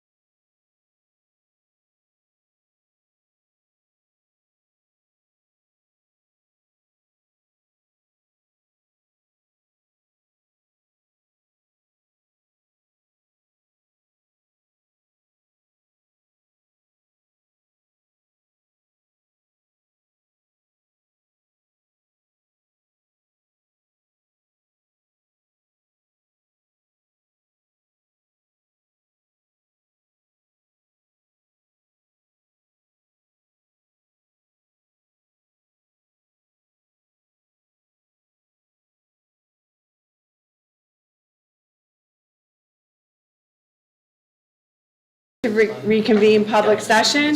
Oh, Second. sorry. It was Beth and Jessica. Sure, I moved. Sorry, was it? We all want that. Yeah, just let's go. I didn't know if you did it or not. All in favor? Aye. Any nays or abstentions? I need a motion and a second to approve agenda items 22.1 through 22.3, to include any hand carries if provided. It's personnel agenda, November 25th, 2025, exec session minutes, October 28th, 2025, and executive session minutes, November 11th, 2025. Any comments? Nothing? Roll call vote, please. Do we have to make a motion or no? Yeah. I did, didn't I? Oh, I'm losing my marbles. No, you made the motion to come back. Yeah, so moved. We need a motion and a second. Second. There we go. It's late. Yeah. I'm sorry, and roll call vote? Yes. Mr. Chadwick? Yes. Ms. Geller? Yes. Ms. Hitz? Yes. Ms. Kosher? Yes. Mr. Lloyd? Yes. Mr. McGuire? Yes. Ms. Riggs? Yes. Ms. Stein? Yes. Ms. Fields? Yes. And Ms. Lehman? Yes, Thank you all, motion passes. thank you. Any old and new business? Okay, I need a motion and a second to adjourn. So moved. Was that- I'll second it. Nicole Gallo. You'll be outside. Andrea Stein. It's like, Voted, Andrew. okay, all in favor? Aye. Any nays or abstentions? Excellent, thank you, have a good evening, happy Thanksgiving. Yeah, have a Thanksgiving, everybody.